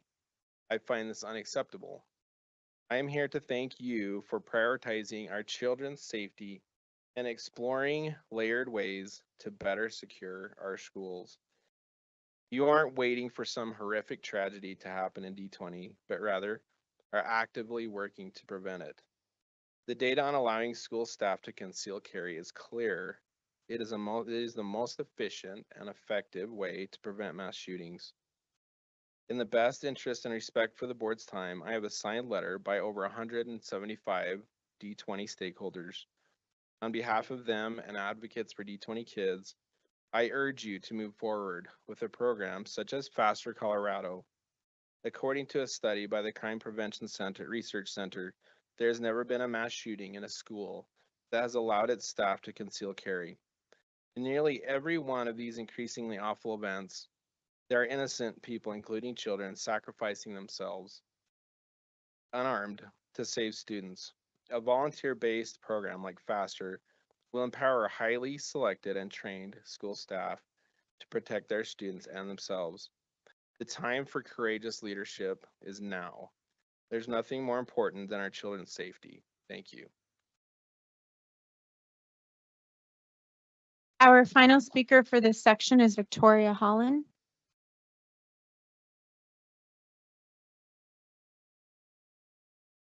Good evening, board. Thank you for your time this evening. I'm speaking to you tonight as a survivor of the Aztec High School shooting. I am asking you to allow teachers to conceal carry.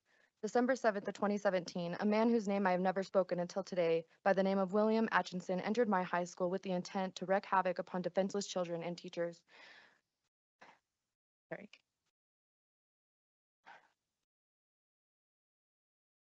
And although there were only two fatalities that day, one being my close friend, I truly believe between the law enforcement and the armed teachers who came in contact with him that day are the reason there wasn't more.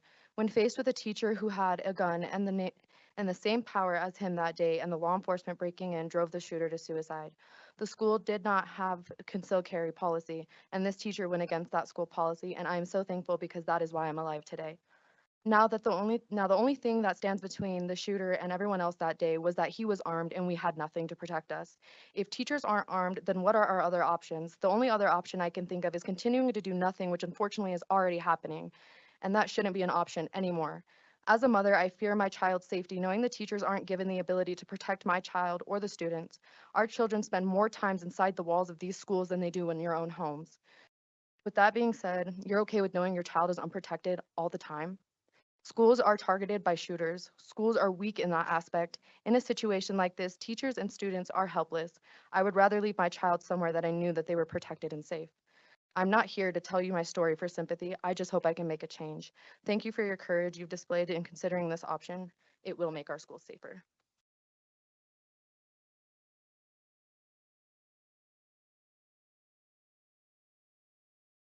That concludes our speakers for section 1.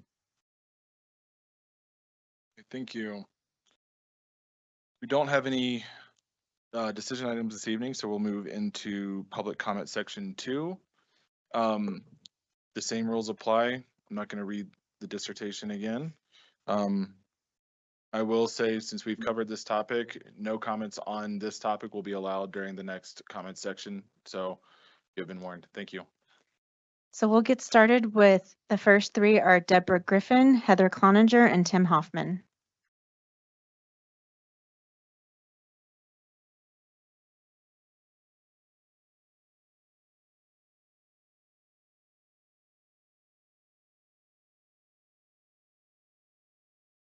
Maybe, do we have a Deborah Griffin tonight? No? Okay. I'll wait till everybody gets out and then we can, yeah.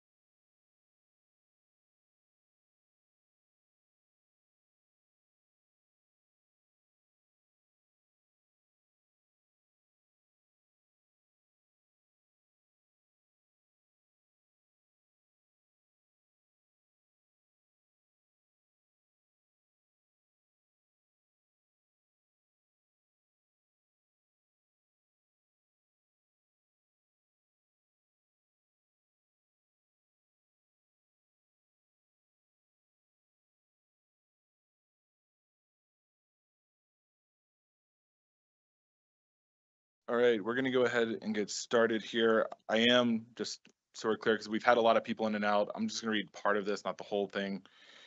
Speakers may offer appreciation for or criticism of school operations and programs as concern them, but are encouraged to exercise their speech rights responsibly as they are personally responsible for any legal consequences attributable to their comments, including claims for defamation. Please keep in mind that students often attend board meetings. Speakers' remarks, therefore, should be suitable for an audience that includes kindergarten through 12th grade students, including no use of profanities or obscenities.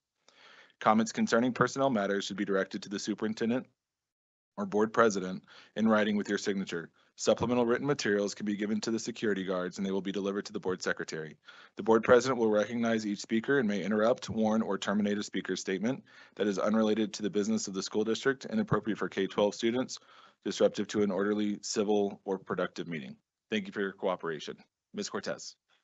So our first three are Deborah Griffin, Heather Cloninger, and Tim Hoffman. Deborah? Hi, thank you. My name is Deborah Griffin, and I'm a parent of a D20 alum. My son attended D20 from kindergarten to graduation. He actually was in the very first kindergarten class at Academy International and started with the immersion program. That is one of the reasons I'm up here, is I'm very alarmed with the direction the district is going. As a 30-year resident of D20, I've been very active in the school when my son was involved. Our son is now a very confident young adult, in part due to the education that he received. In school, he was nurtured and supported and was encouraged to ask questions and be a lifelong learner. He has made us very proud parents. But I have been disturbed at the elimination of immersion program. Then I was mortified by the book banning, and then the issue that brought so many people here tonight. As a nurse, I am very engaged and support the mental health and emotional well-beings of students, which would include increasing counselors and therapy at school. I encourage you as the board to empower the teachers and the staff in the school so they have the support they need and what they want to teach and mentor the next generation. The children will do us proud if this can be done. Please listen to the teachers and staff and the students. Our responsibility as parents is to have meaningful conversation with our children instead of trying to keep them in bubbles. Thank you. Next is Heather Cloninger, followed by Tim Hoffman and Beth Hodgson. My first thought was to send pictures in of all the places and events I've gone to this past month, but I realized that was another time. I will say, however, we have amazing educators and students in this district, which is why what I have to say saddens me. As I've been invited to these schools to come participate in activities to celebrate their students and achievements, it has been my overwhelming experience to hear, see, and feel a feeling of distrust and, sorry, I lost my place. A feeling of distrust and fear from around the district. The morale in our schools is palpable. It makes me sad to hear of teachers and staff and parents who are being silenced, who have been asked to not speak by this district leadership team. I feel I stepped into an alternate universe as I stepped off the board. Never have I seen us more in the news or felt like we were at risk of losing our reputation as a destination district where people wanted to live and send their children to school. This past week, you were all given a charge by a woman who was inducted into our Hall of Excellence. Her name is Kay Esmo. She told you that she taught years ago and believed people in leadership at that time to be ones of integrity. She believed that they had integrity and were truth tellers. She mentioned her concerns with the current direction of this beloved district, and she read the quote, "The goal of education is the advancement of knowledge and to disseminate truth." John F. Kennedy. The amount of gaslighting and focus on adult issues rather than the education of the students we're here for has got to change. If you want to lead a successful district, you must be willing to recognize your own shortcomings and modestly look for ways to understand those who may not think like you. I'd be remiss if my comments didn't end with an absolute shout out to one who's done more for this district than most, and that is to my friend Allison Cortez.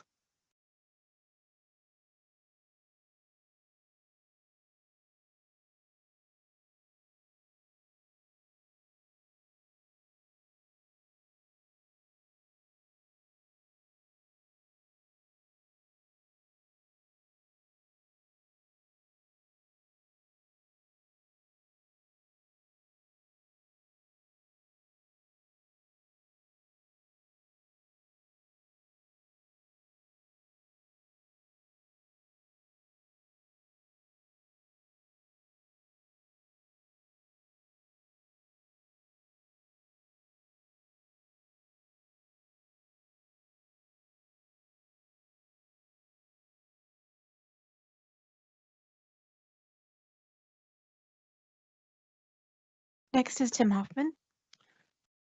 Hi, I'm Tim Hoffman. I wanted to clear up some info regarding who I am since it seemed to be such an interesting topic that a complete stranger felt compelled to stand here and brag about leveraging the Freedom of Information Act to obtain my emails and then to publicly comment on my minor daughter's P4 PII data. I'm currently raising 3 students, 2 of which have been D20 students. One in kindergarten when we lived in D20 and the other who chose into Chinook Trail Middle School for all 3 years. D20 high schools were only taken off the table because let's just say that early indicators were showing that there was a high chance that an individual who had been stalking, bullying, doxing, and threatening my family was going to ride some dark money onto the board. And no parent in their right mind would stand by and allow that type of individual to wield authority over their child. As a historically invested parent who ultimately truly is a child advocate, what happens here concerns me. As a resident in a neighboring district in this city, what happens here concerns me, and it should. I believe I have just as much right to speak truth to power in this room as any grandma, grandpa, or parent does. And honestly, I probably have more relevance and qualifications to be here than some do to be on the board. Enough people have voiced the thing I'm not allowed to talk about tonight that I'm not going to talk about it. But just know that that thing I'm not allowed to talk about, I agree with the first 10 people who spoke about it. Finally, I want to talk directly to the board members who still have their character and integrity intact. I too am a board member on 3 boards, actually, 2 nonprofits and 1 film festival. And while those are different than a board of education, one thing is similar. We're only as great as our weakest link. I think about the meetings I attend, the character and integrity of my fellow board members, and they only make me grow and they make me better. Can you say the same thing? Do you support them? Do you believe in them? Are you willing to let their character and behavior, past, present, and future, represent you? Because it does. So in summary, 3 things. 1, I belong here. I'm not going anywhere. You want my communication? Just ask me. I'm happy to CC you. I'll save the core effort. 2, those of you who truly care, encourage the voluntary resignation of those who are dragging this board down and are unfit to be here. And 3, don't bring guns into classrooms. 800 good guys with guns couldn't stop shooters yesterday. Come on.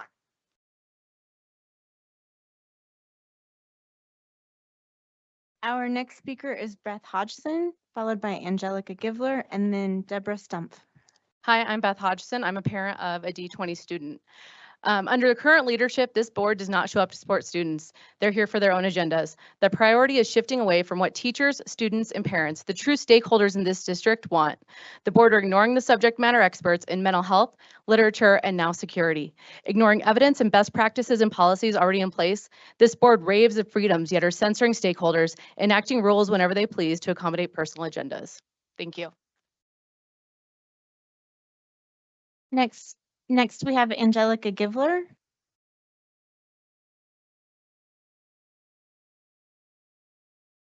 Good evening, board. My name is Dr. Angelica Givler. I am a teacher in D11 and a mother to 4 boys in D20. If you've heard me speak, it used to be 2, I acquired 2 extra, so we are now in 3 schools across the district. As a teacher, my purpose is to provide a welcoming and loving environment for students to learn. As a teacher, we define welcoming as a place where all children, regardless of their ability, race, religion, politics, gender, etc., know that they are welcome and in a place that is focused on learning. To do this, we need supplies, resources, fully staffed buildings with qualified individuals, mental health resources for students, resources for families, fully fenced schools to keep people in and out, and other resources to support students, family, and staff. We can use our money and resources to arm teachers with the skills and supplies to love and teach our children, or you can arm military members to prepare to shoot children, but you can't have both.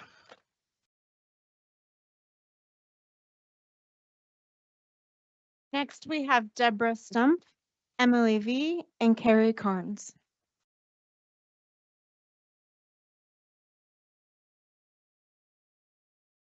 Thank you. I'm a D20 parent, and I'm reading 2 pieces for those who couldn't attend tonight. First, from a parent. Under the leadership of Aaron Salt, parents and D20 staff have received a front row show to the detriments of failed leadership. We have seen a Board of Education that is undermining progress, sowing discord, and squanders academic potential for our students. They have demonstrated that we can squander decades of service by their predecessors within a few short months. What we continue to experience as D20 parents and staff is a lack of vision and integrity, choosing expediency over principle and self-interest over the common good of public education. Mr. Salt, the board, and the superintendent have failed to inspire, to listen, and to act in accordance with D20 strategic plan. Instead of uniting, they divide. Instead of uplifting, they oppress. It has led to the dismantling of public trust, the silencing of educators, and a continued decline in D20 enrollment. I ask this board and superintendent to put aside your titles, egos, and efforts of entitlement for humility, integrity, and accountability. Stop sowing division by usurping current district policy for library material reconsideration. Cease your attack on D20 parents and staff by stifling their God-given rights to speak out. Put aside your political aspirations by attempting to arm our staff with guns. Right now, what we see is a panel of individuals who have succumbed to political pressures and are neglecting the fundamental missions of providing quality education to our students by qualified and passionate educators in this district. Now from a teacher. While I know I have friends and family with opposing views on safety, one of my hopes is we can all agree that this is not the job of teachers to be the final line of defense for students. I've been a teacher for almost 25 years. Teachers are continually asked to do more than the job is supposed to require, and filling gaps the rest of society isn't filling. The line has to be drawn somewhere, and for me, it is here. Volunteer or not, this is not our job, nor is it supported by research or credible law enforcement agencies as a viable solution. The risk far outweighs the benefits. Thank you.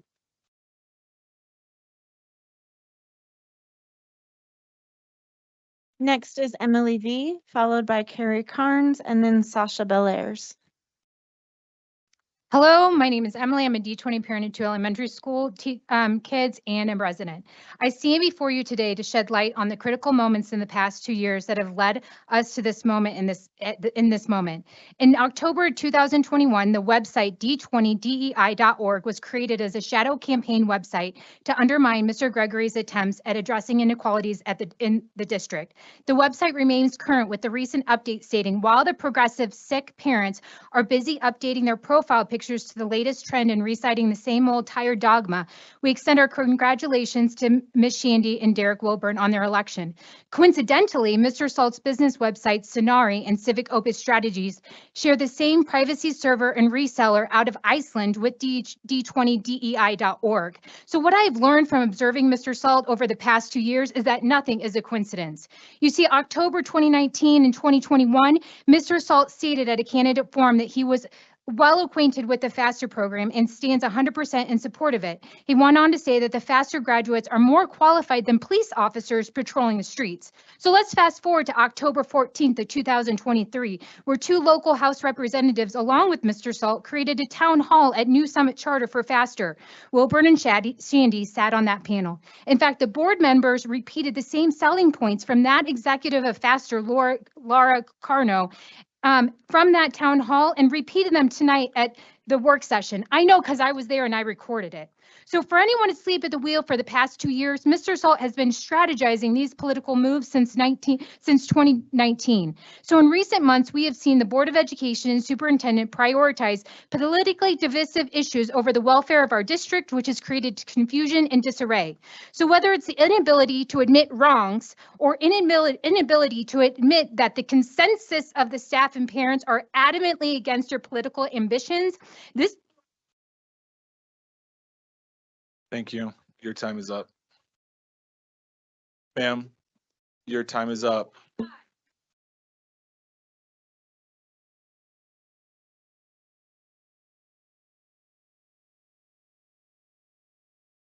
Next is Carrie Carnes, followed by Sasha Belaires, and then Catherine Gale. Good evening. My name is Carrie Carnes. I'm a D20 property owner, resident, and parent with 2 children in our D20 schools. We are also a military family, which means that in addition to our property taxes, we bring federal impact aid dollars to our schools. I'm speaking tonight out of concern for the general direction of this district. As candidates, each of you campaigned on a platform of parent choice and parents' rights. As elected officials, you have an obligation to seek and honor parent input from D20 parents. Please listen to the stakeholders who actually live in our district. As elected officials, I would also ask you to seek and honor different viewpoints from your own on all issues. So I have 5 specific things that I'd ask you to consider as you weigh decisions over the next several weeks. Number 1, first and foremost, is the mental health of our teachers and kids. The decisions that you make has huge ramifications. The choices you make can lead to either anxiety or well-being in our classrooms. Number 2 is the economic impact of implementing and maintaining new programs. If our budget is too strapped to pay our teachers a decent living wage, we cannot justify expenses for things that are not supported. Number 3, the economic cost of an exodus of teachers at a time when teacher recruitment and retention is already a challenge. Again, your decisions impact these things. Please choose wisely. Number 4 is the economic ramifications of lost state and federal funding when there's an exodus of students from the district. Our enrollment is already in decline. Our dollars are declining. Your decisions matter. Finally, the economic impact related to the legal liability of the district. Please keep an eye on current and future lawsuit exposure whenever you are making decisions. Do your homework, do the research, avoid the news, look for academic sources. Thank you for your time.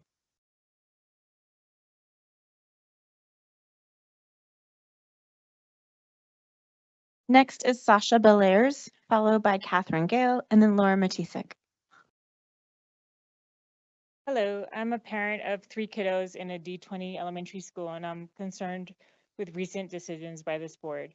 Between the 2018 and last school year, there have been nearly 100 publicly reported incidents of armed adults mishandling guns at school. Since they're young years that may be listening, I'm refraining from sharing the graphic, more heartbreaking items, and I'm only going to share 3 out of the many reasons why we should not arm staff. First is liability reasons. Who bears the burden of liability with an accidental shooting? Can we reasonably expect teachers to quickly transition to cut mode? Is everyone going to be asked to sign a waiver? More guns in schools leads to increased unintentional consequences. Second is psychological impact. The presence of firearms creates. I can say that we have ended the 20 minutes that was allotted for this topic.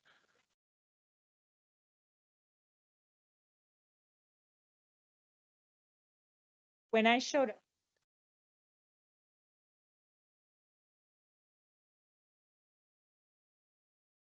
that I wouldn't be able to share my concern. When my family got orders to the Springs, we picked Academy District 20 because everybody talked about how amazing it is. And I'm standing here so scared for my children, for the staff, and for everybody. And I just want to be proud of the school district that my children are in and that the other children are in. And I'm very disappointed to feel stifled in sharing my information. I was not expecting to be shut down and told, hey, you signed up to speak. And you know what? Sorry, you're not going to be able to speak. And that just doesn't feel good.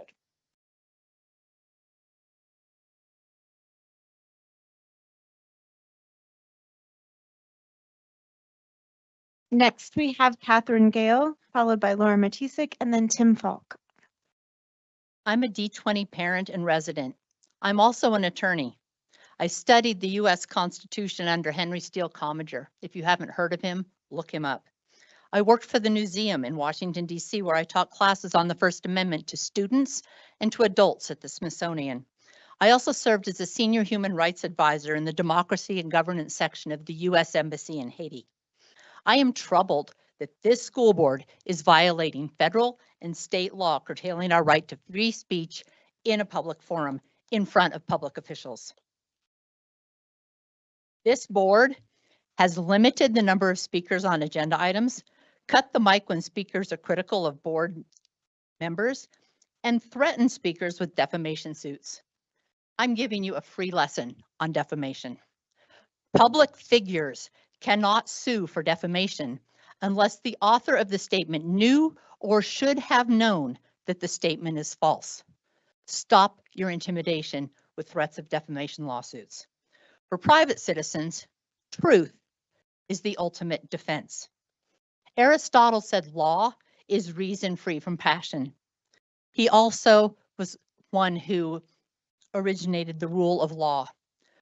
Members of governments, public officials, cannot pick and choose the laws we want to follow. Tonight, we were told that public comments were limited to 20 minutes per side, 10 people, 2 minutes each. Did you see that atrium full of people.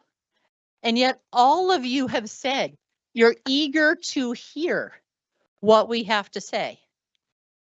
And yet you shut us down. We have reached the point where D20 parents like me and D20 staff members can't speak because people who are not truly invested in the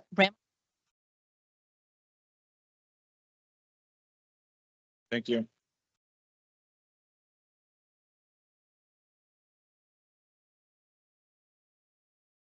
Next, we have Laura Matisik, followed by Tim Falk, and then Kylie Toon.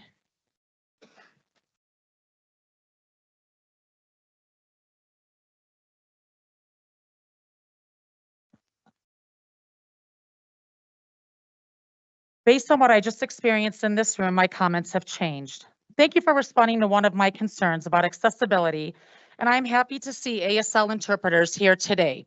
I know hard of hearing and deaf families in D20 appreciate it. However, I don't like how I was rudely questioned on break by one of those interpreters in gray, and then by your attorney, Ms. Thompson. We are at a public school board meeting. At least 70 people were in this room, and I was asked and accused of not being deaf and that I shouldn't be sitting here, that they could not connect with me as they signed. I was discriminated against in this room. I was accused of not needing a service that I very well will need one day. You should have just told me thank you, but instead you chose to violate my rights. Not that it's any of your business, but I've had a progressive hearing loss well documented since I was about 7 years old. I was pulled out of school a lot to test my hearing. That's why I talk so damn loud. Hearing aids were recommended at my last audiology appointment, but I'm also stubborn as hell. Y'all know that by now. Instead of doing that, I've been on the long journey of teaching myself ASL. I was humiliated. My civil rights were violated. My private health information was shared, and constitutional rights of mine were violated by someone who's supposed to be here to accommodate those rights. Any other hard of hearing or deaf person that has been humiliated like this in a public forum knows what it feels like. But based on this one who has threatened me, based on this one who's a Christian nationalist and was even fired from the New Summit board, that's why he ran for this board, and this superintendent whose skeletons in the closet are following her from Washington, you guys have some audacity to sit up here and violate me. You will.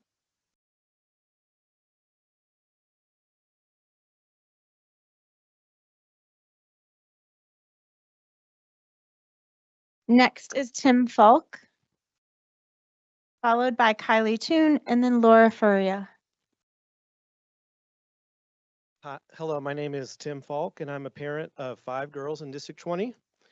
As a Christian, I believe that there is one God, that Jesus died for our sins, rose again from the dead, give us eternal life, but that we can reject that, leading us to eternal death.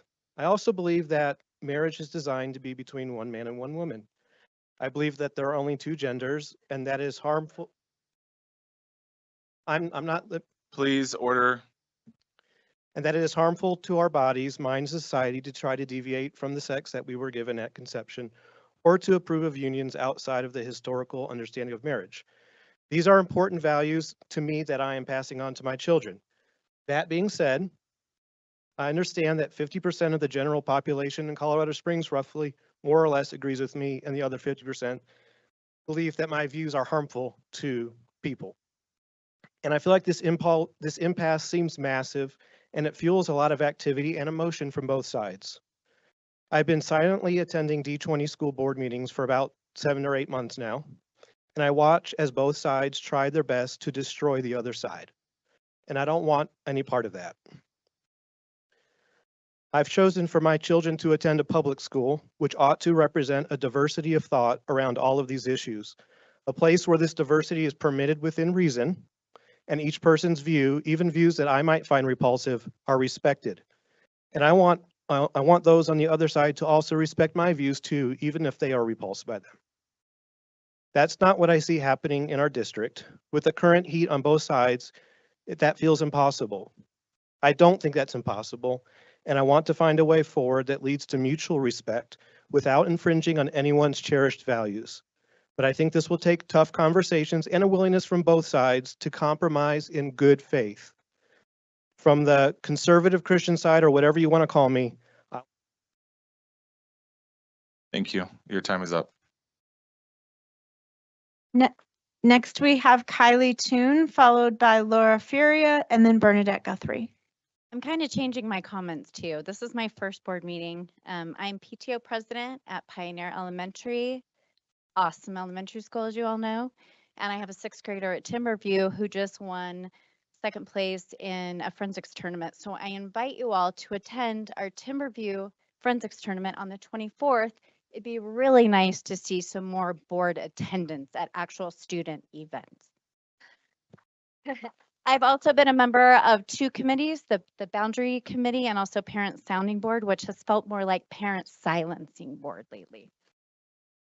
I would like to read something that my 9-year-old third grader at Pioneer wrote. And I came here tonight realizing people's mics are shut off, and I was shocked because I haven't been here yet and I expected to be able to share my thoughts. So I hope that you'll give me that respect. Last night I had a conversation with my son, unprompted, uncoached, unsolicited advice, and this is what he told me. Mom, I would feel unsafe if my teacher had a gun. I don't think teachers should have that responsibility of having a gun in their classroom. Even if my teacher had a gun, that doesn't mean if a bad guy came in, everything would turn out just right.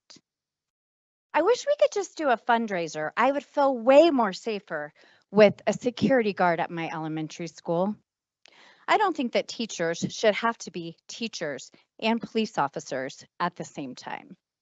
From the mouths of babes, Levi Toon, age 9.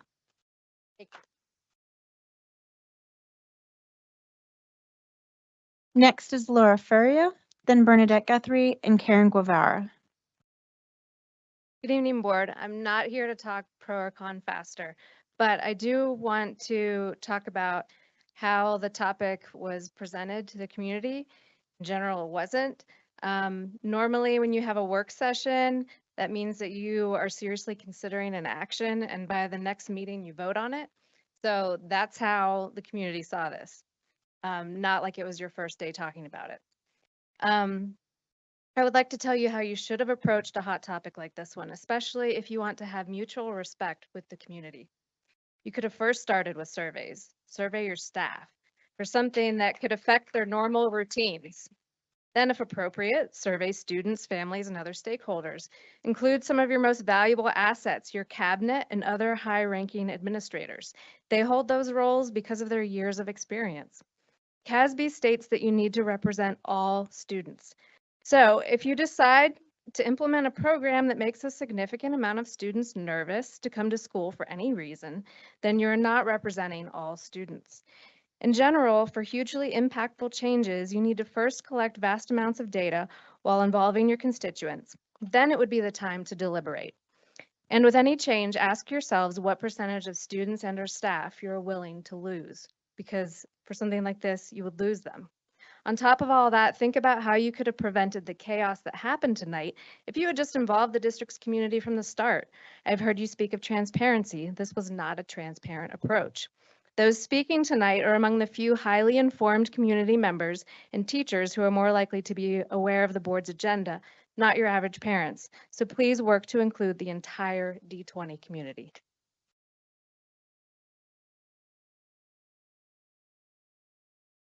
Next is Bernadette Guthrie, followed by Karen Guevara, and then Nadal Jodea. Integrity, transparency, accountability, and accessibility. Mr. Salt, these were the qualities you said you possessed when running for this board seat. I can start over. They weren't listening.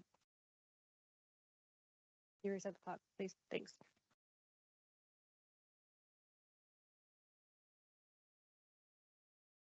You may reset the clock for Ms. Guthrie. Thank you. Integrity, transparency, accountability, and accessibility. Mr. Salt, these were the qualities you said you possessed when running for this board seat.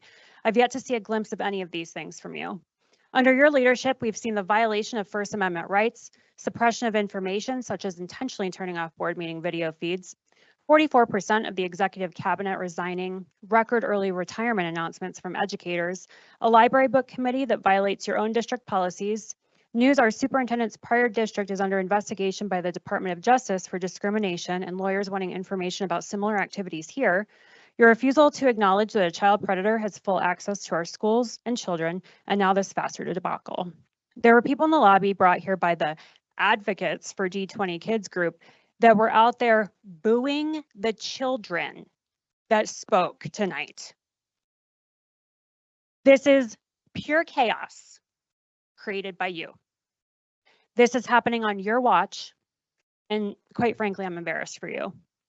The district attorney has in hand a petition requesting a criminal investigation into Derek Wilburn for violation of CS 18-7.102. Under Colorado law, promotion of obscenity to a minor is defined as knowingly producing, presenting, directing, or participating in an obscene performance involving a child or children under 18 years old or younger. If convicted, this is a class 6 felony and requires the perpetrator to register as a sex offender. There is video evidence of this crime being committed on the D20 website.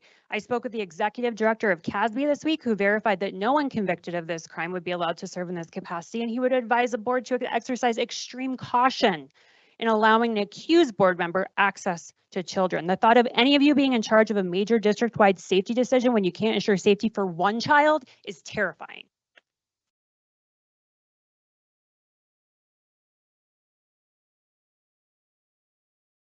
Next is Karen Guevara, followed by Nadal Jodea, and then Charlotte Johnson.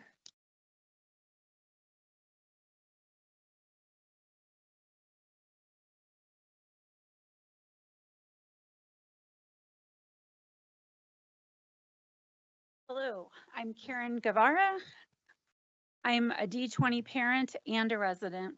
I'm also the daughter of a retired police officer and wife of a soldier. On a crowded and active night like tonight, I'd like to address public comments.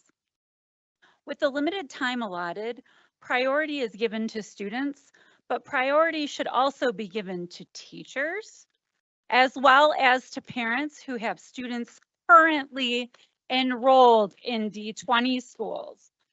I understand that others have opinions they'd like to convey to the board, but those should come after all students, teachers, and current D20 parents who wish to speak have a chance to do so.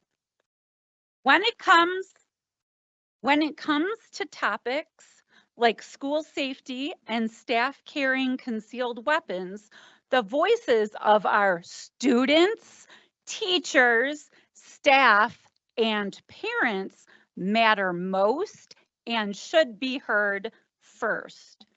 Personally, I don't think residents from far-flung locations like Denver, Peyton, or Albert need to be speaking at D20 board meetings unless they're an employee or have a current student here.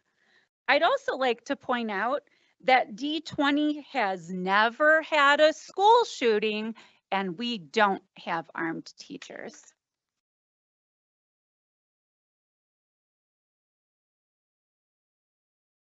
Next is Nadal, followed by Charlotte, and then Heather Campbell. Hey, thanks for hearing us out tonight. I just have a question. Why did I hear from the press 2 weeks after it happened that the Pine Creek's principal was removed? I'll just wait for your answers.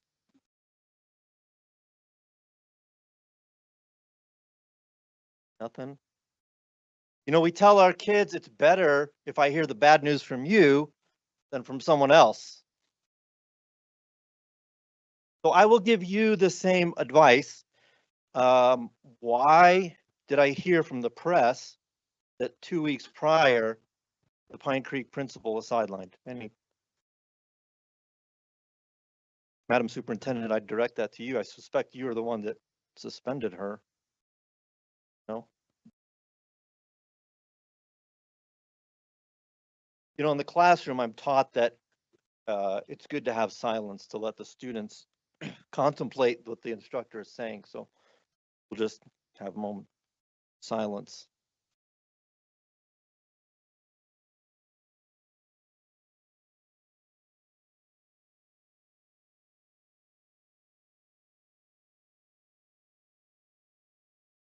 Without an explanation, I'm left to come up with my own theories.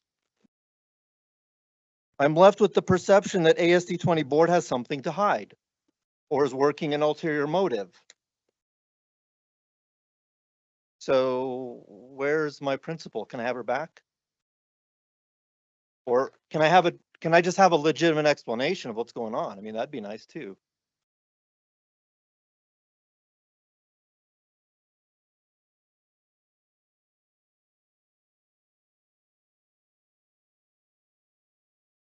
I'll look forward to your next email, ma'am. Thank you.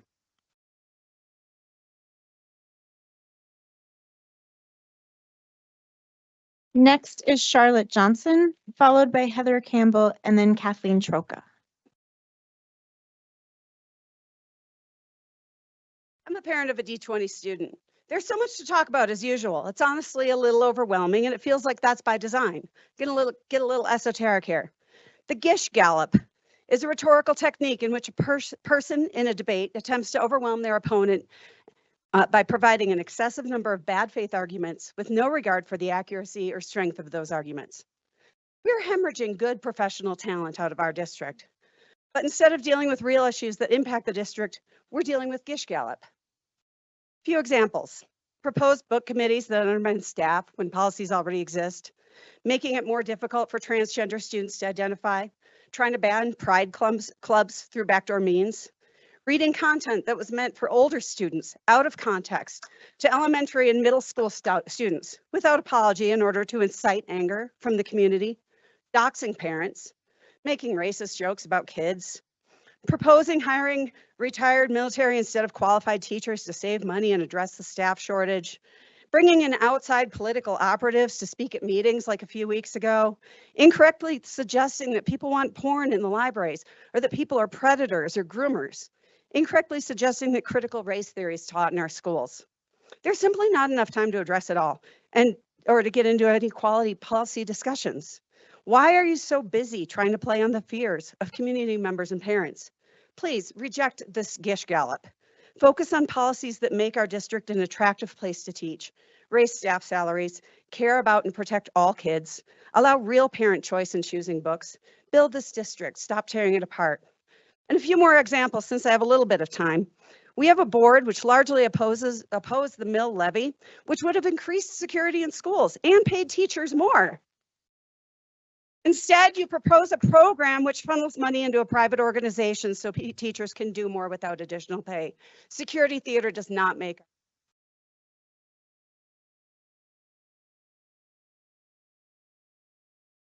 Next is Heather Campbell, followed by Catherine Troca, and then Gregory Tabor.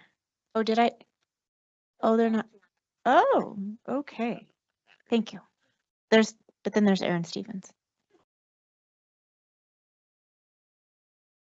Hello, I'm Heather Campbell, resident of D20 and parents to a 6th, 4th, and 3rd grader at DCC. Superintendent Hebner, I was very excited that you were at DCC this week. I actually saw the silly string ceremony that you guys did this morning, or after school that day. I was witness to it all. Unfortunately, the competition that the people are going to earn is because the students are funding our curriculum. That is the competition that you are there to support, is for curriculum money that our parents are giving as a fundraiser for our school. To me, that is so disgraceful to what our money should be going to for the board. Discovery Canyon has been a school of excellence last year. We have some of the best teachers in the world. They are working so hard for our children. If they're telling you that we need this curriculum, we need it.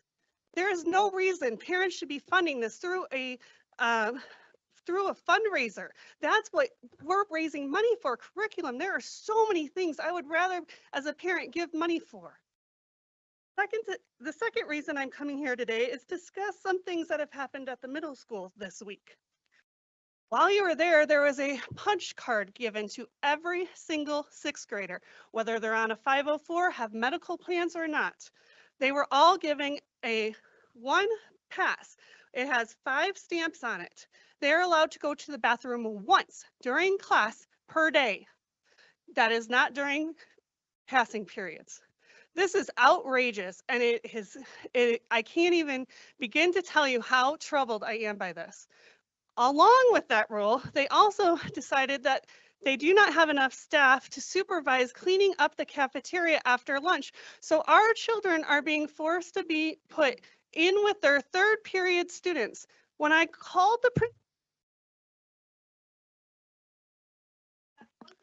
Thank you, ma'am. So our final speaker this evening is Erin Stevens.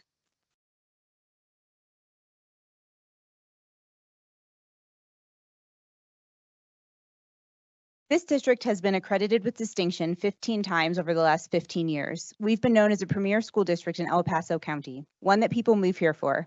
Since the change of leadership in D20, here's what we have been known for. Leading the culture war in our ties to Woodland Park, DOJ investigations, lawsuits, most recently the one at Woodmen Roberts, resignations or retirements of many of our trusted admin and staff members who have been employees for several years, a teacher sick out due to lack of transparency, a student protest for the same reason, snow day protocol that does not consider safety as the #1 concern, a library book group intended to bypass already existing policies and the expertise of librarians based on a Moms for Liberty book list generated in Florida, the actual consideration of arming teachers and other staff members instead of creating more robust security, advocates for D20 seeing arming teachers as some sort of battle to be won rather than a failure of our society and gun culture, funding cuts to programs such as Take Flight, the inability to have a meeting with the superintendent or get an email from the board unless you are a member of a select group of community members, confusion amongst the school community, and as a result, employees who are too scared to speak up for fear of retribution, a failed mill levy override for the first time in the history of the district, which could have been used for more robust security and better pay for teachers, the inability to apologize or take responsibility for anything at all, even when you are being told of actual harm being done to children. It hasn't even been a full school year. It certainly seems like the board and perhaps even our new superintendent have lost sight of what it means to be in education and who you are doing this for. At the end of the day, all that matters is our students. When word on the street is that D20 is a dumpster fire and we are in the news every other day, it does not bode well for our children's education. Declining enrollment's a real thing.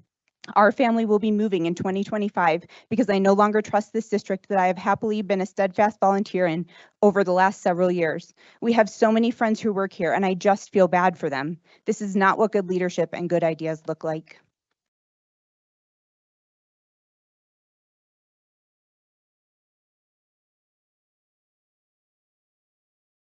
Superintendent Haber, do you have any clarifications or next steps? No, I do not at this time. Thank you. Board, was our business this evening focused on activities that promote and honor our mission statement, our belief statements, and our global end statement that reminds us that all students will have the knowledge, skills, and character necessary for successful transition to the next level and upon graduation will be fully prepared for success? Did the board hear any information tonight that would require the review or revision of any policy? Did the board hear information tonight that would require a new policy? Did the board hear information tonight that the board would like to include on a future agenda? All right, we need a motion that the Board of Education convene an executive session pursuant to Colorado Revised Statute 24-6-4024F1 to discuss personnel matters related to OCR case 8-22-1614. Section 24-6-4024D to discuss specialized details of security arrangements, and 24-6-4024B to confer with an attorney for the board for the purpose of receiving legal advice on specific legal questions related to administrative policy and procedure IJL R2. While in executive session, the board will not adopt any proposed policy, resolution, regulation, or take any formal action. Lastly, the Colorado Open Meeting Law does not require the board to make record of the executive session in which the attorney is present and providing legal advice. CRS 24-6-4022 D.52B. Moved. Second. Roll call, please. Mrs. Cons? Aye. Mrs. Shandy? Aye. Mr. Wilburn? Aye. Mrs. Yanez? Aye. Mr. Salt? Aye. The executive session will be held in Superintendent's office, and invited to this executive session are Ms. Allen, Ms. Haberer, Ms. Collins, Mr. Salt, Ms. Shandy, Colonel Stallworth, Ms. Thompson, Mr. Wilburn, and Ms. Yanez. Also invited are Mr. Terry Bradley from Mile High Cyber, Mr. Chris Eggleston, Dr. Susan Field, Ms. Shelley Kuzer, Mr. Zach Mather, Mr. Rich Payne, Mr. Pete Restig, and Mr. Dan Wilson from AIG will be joining virtually. The regular portion of our meeting is over. We will take a quick break to clear the room and move to the superintendent's office.